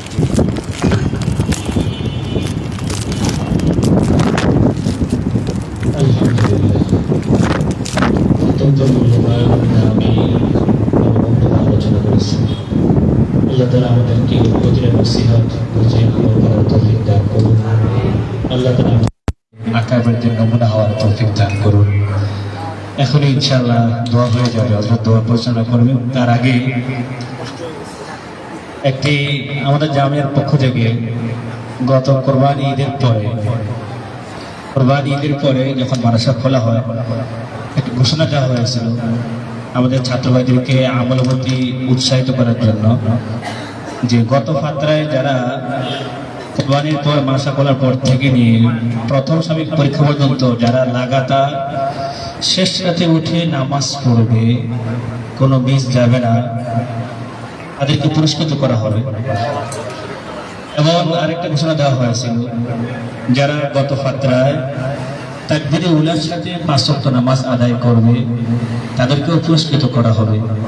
আলহামদুলিল্লাহ, আমাদের জামিয়া আমল লাইনে তারাক্কি হওয়ার জন্য পুরস্কার দিয়ে আলহামদুলিল্লাহ আগেও কয়েকজন বা অনেক ছাত্র ভাইকে পুরস্কৃত করা হয়েছে। আমাদের উদ্দেশ্য সকলকে উৎসাহিত করা। আলহামদুলিল্লাহ, অনেক জামাতে ছাত্র ভাইরা আমলগুলো করে থাকে, তো অনেকেই পড়েছেন কিন্তু লাগাতার হয় নাই, তারা তো আজকে পুরস্কার থেকে পাবে না তারা। আর আবার কেউ এমনও আছে ধারাবাহিক তারা এই আমলটা করেছে কিন্তু স্বইচ্ছায় নাম লেখায় নাই। তাওয়াজুন যারা নাম লিখিয়েছে এরকম কিছু আমাদের প্রিয় ছাত্র ভাইদের নাম ঘোষণা করা হবে, তাদেরকে ইনশাআল্লাহ হযরতের হাত দ্বারায় ইনশাআল্লাহ পুরস্কৃত করা হবে। প্রথমেই গত ফাতরায় অর্থাৎ কোরবানি ঈদের পরে মানসা বলা হওয়ার পর থেকে যখন ঘোষণা হয়েছে তখন থেকে নিয়ে পরীক্ষা পর্যন্ত যারা লাগাতার শেষ রাতে উঠে তাহাজ্জুদ নামাজ আদায় করেছে এবং কয়েকজন ছাত্রবাদীকে পুরস্কৃত করা হবে। প্রথমে আসার জন্য আমি অনুরোধ করব জামাতে মিশকাতের ছাত্র ভাই মোহাম্মদ শরীফুল ইসলাম, মিশকাত জামাত থেকে মোহাম্মদ শরীফুল ইসলাম। আলহামদুলিল্লাহ, আল্লাহ তাআলা তাকে এবং আমাদের সকলকে তাহাজ্জুদ গুজার হওয়ার তৌফিক দান করুন। মাশাআল্লাহ। এরপর জামাতে মিশকাত থেকে ওবাইদুল্লাহ, সেও আলহামদুলিল্লাহ গত ফাতরায় লাগাতার তাহাজ্জুদ নামাজ পড়েছে, মিস হয়নি আলহামদুলিল্লাহ। আল্লাহ তাআলা আমাদের প্রতিটা ছাত্র ভাইকে শেষ রাতে উঠে তাহাজ্জুদ নামাজ পড়ে কান্নাকারি করার তৌফিক দান করুন। আরেকজন ভাই জামাতে মিশকাত থেকে তানবীর আহমদ জামাতে মিশকাত থেকে। আরেকজন ভাই ফিরোজ রানা জামাতে হেদায়েতুন নূর থেকে, ফিরোজ রানা আলহামদুলিল্লাহ সেও গত ফাতরায় আলহামদুলিল্লাহ লাগাতার তাহাজ্জুদ নামাজ পড়েছে। এখানে দেওয়ার দ্বারা উদ্দেশ্য হলো আমাদের আসলে গ্রামের দোয়া নেওয়া, আমরাও যেন উৎসাহিত হই, অনুপ্রাণিত হই, এই জন্যই ঘোষণা করা হচ্ছে।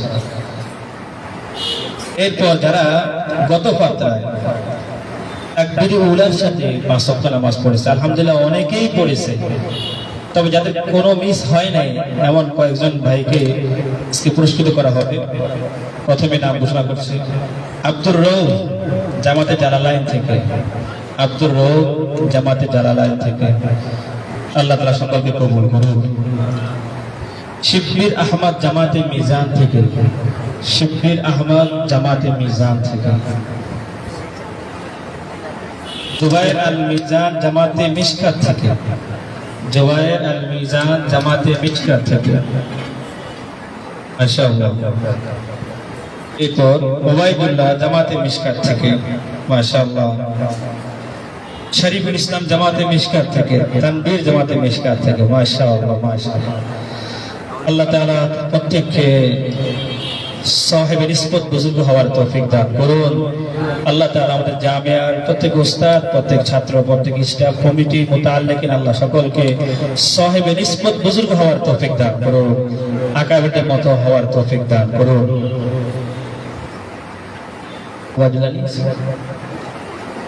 জি ফিরোজ রানা হেদায়েতুন নূর থেকে, ফিরোজ রানা হেদায়েতুন নূর জামাত থেকে। মাশাআল্লাহ, 2 জায়গায় পেয়েছে।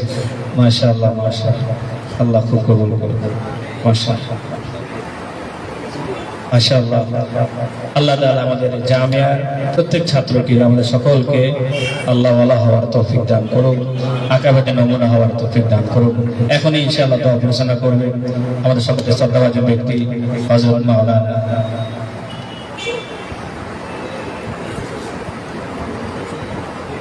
আমাদের আজকে প্রধান মেহমান হযরত মাওলানা শরীফ মোহাম্মদ সাহেব হাফিজাহুল্লাহ তাআলা হযরতকে দোয়া করার জন্য সবাই অনুরোধ করছি। ছোট্ট একটা কথা, সেটা হইল কত আনন্দের কথা। দেখেন মানুষ কত কিছু করে পুরস্কার পায়, আল্লাহর কাছে হাজিরা দেওয়ার পুরস্কার কিন্তু এটা তাকবীরে উলা আর তাহাজ্জুদ। এখানে ছোট্ট 2টা জিনিস, একটা হইল যারা পাই নাই অথবা কিছু মানুষ আছে নিজেকে গোপন রাখছে, আমি সবার কথাই বুঝতেছি, আল্লাহ তাআলা তাদেরকে আরো ইস্তেকামত দান করেন। আর যারা পাই নাই তারা এটা মনে করি যে পুরস্কার জাহিরি ভাবে পাই বা না পাই ওই জায়গায় যাওয়ার চেষ্টা করি। জীবন আসলে এখনই সহজ, ঠান্ডা পানিতে উজু করা এখন সহজ, আমাদের বয়স হয়ে গেলে পারবেন না। গরম সহ্য করা, ঠান্ডা সহ্য করা, 1 ঘন্টা ঘুমায় উঠে পড়তে পারা, এটা এখনই আরাম। পরে রূপ বেড়ে যায়, মানুষের মাজুরি এসে। আর যারা পুরস্কার হাতে পেয়েছেন তারা তারগীব হিসাবে নেওয়া যে আল্লাহ তাআলা এটার মধ্যে বরকত দেন। বহু মানুষের এটা হয় অনেক সময়, সফরের একটা পর্যায়ে ভালো সফরটা খেয়াল না করলে পরে থেমে যায়, এটা যেন থেমে না যায়। আল্লাহ যেন এই কদর নিয়ামত বাড়ায় দেন। আর কিছু মানুষকে পুরস্কার দেওয়ার দরকারও ছিল, কারণ পুরস্কারটা একটা প্রতীকের মতো, যেন সবার মধ্যে লাগেই বাতাসটা যে আমার তাহাজ্জুদ করতে হবে। জাহির পুরস্কার পাই বা না পাই, 1-2 বেলা সুইটে যাক বা না যাক, তাহাজ্জুদের অভ্যাসটা বানাইতে হবে আর তাকবীরগুলায় যাওয়ার চেষ্টা করতে হবে। এটা যেন সবার মধ্যে সংক্রমিত হয়, ফিকির হয়, তাহলে আমরা অন্তত কাছাকাছি যাওয়ার চেষ্টাটা করতে পারবো। আল্লাহ তৌফিক দান করুন। আর যারা এরকম নেক আমলের জন্য পুরস্কার পাইছেন, নিজেদেরকে কিছু মানুষ আছেন গোপনও রাখছেন, সকল উস্তাদদের পক্ষ থেকে আর আমি আমার নিজের পক্ষ থেকে আপনারা আপনাদের দোয়ায় গোটা উম্মতের সকল সদস্যদেরকে শামিল রাখবেন, আমাদেরকেও শামিল রাখবেন ইনশাআল্লাহ। ইস্তিগফার করি, আস্তাগফিরুল্লাহ আল্লাযী লা ইলাহা ইল্লা হুয়াল হাইয়ুল কাইয়্যুম ওয়া আতুবু ইলাইহি। اللهم صل على سيدنا ونبينا ومولانا محمد وعلى آله وأصحابه وبارك وسلم. ربنا ظلمنا أنفسنا وإن لم تغفر لنا وترحمنا لنكونن من الخاسرين. ربنا آتنا في الدنيا حسنة وفي الآخرة حسنة وقنا عذاب النار. ربنا لا تزغ قلوبنا بعد إذ هديتنا وهب لنا من لدنك رحمة إنك أنت الوهاب. ربنا هب لنا من أزواجنا وذرياتنا قرة أعين واجعلنا للمتقين إماما. رب ارحمهما كما ربياني صغيرا. رب ارحمهما كما ربياني صغيرا. رب ارحمهما كما ربياني صغيرا. اللهم إنا نسألك الجنة ونعوذ بك من النار. اللهم إنا نسألك الجنة ونعوذ بك من النار. اللهم إنا نسألك العفو والعافية في الدنيا والآخرة. يا الله আপনি আমাদের জিন্দেগীর সমস্ত গুনাহ খাতা মাফ করে দেন। ইয়া আল্লাহ আমাদের জিন্দেগীর সমস্ত গুনাহ খাতা আপনি মাফ করে দেন। ইয়া আল্লাহ সগীরা কবিরা শিরকি বেদাতি জানা অজানা সকল গুনাহ আপনার কাছে মাফ চাইতেছি, আপনি মাফ করে দেন। ইয়া আল্লাহ আপনি আমাদেরকে দ্বীনের উপরে চলার তৌফিক দান করেন। ইয়া আল্লাহ আপনি আমাদেরকে দ্বীনের উপরে ইস্তেকামত দান করেন। ইয়া আল্লাহ হেদায়েত দেওয়ার পরে আপনি আমাদেরকে গুমরাহির দিকে যাওয়ার সুযোগ দিয়েন না। ইয়া আল্লাহ গোটা উম্মতের উপরে আপনি রহমত নাযিল করেন। ইয়া আল্লাহ উম্মতের মধ্যে যারা মজলুম মুসলমান, ফিলিস্তিন ভারত সহ যারা যেখানে মজলুম অবস্থায় আছে, ইয়া আল্লাহ আপনি মজলুম মুসলমানদেরকে গালাবা দান করেন, মজলুম মুসলমানদেরকে ঈমান এবং ইজ্জতের মর্যাদা দান করেন। ইয়া আল্লাহ বাংলাদেশের মুসলমানদেরকে আপনি ঈমান, ইজ্জত, হুররিয়াতের স্বাদ দান করেন। ইয়া আল্লাহ ইসলামী নিজামের স্বাদ দান করেন। ইয়া আল্লাহ আমাদের সকল পিতা মাতা আকাবির আসলাফ যারা দুনিয়া থেকে চলে গেছেন তাদেরকে জান্নাতের উঁচু মাকাম দান করেন। আমাদের আসাতিজায়ে কেরাম যারা দুনিয়া থেকে চলে গেছেন তাদেরকে জান্নাতের উঁচু মাকাম দান করেন।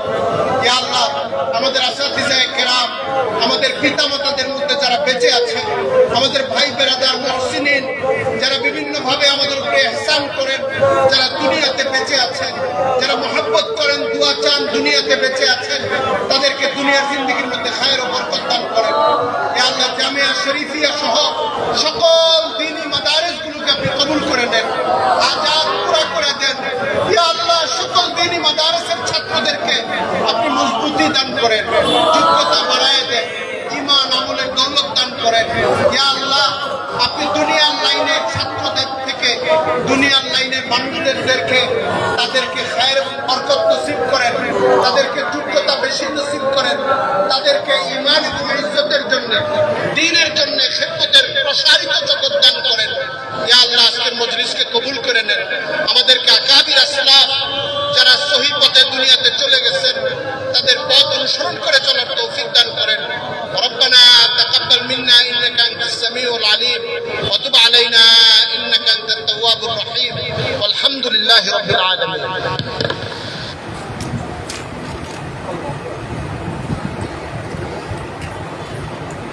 জাযাকুল্লাহু খায়রা। আল্লাহ তাআলা হযরতের হায়াতে বরকত দান করুক। আল্লাহ তাআলা হযরতের ছায়াকে আমাদের আরো দীর্ঘায়িত করুক। আল্লাহ তাআলা আমাদের সমস্ত আশায়ে কিরামকে কবুল আর মঞ্জুর করুক। আল্লাহ আমাদের সকল ছাত্র ভাইদেরকে আকাবেরদের নমুনা হওয়ার তৌফিক দান করুক। সুবহানাকাল্লাহুম্মা ওয়া বিহামদিকা আশহাদু আল্লা ইলাহা ইল্লা আনতা আস্তাগফিরুকা ওয়া আতুবু ইলাইক। এই হুজুরকে জায়গা করে দাও, হুজুর আগে যাবেন ইনশাআল্লাহ। আমরা একটু সবর করি, হ্যাঁ, হুজুরকে আগে যাওয়ার ব্যবস্থা করে দেই।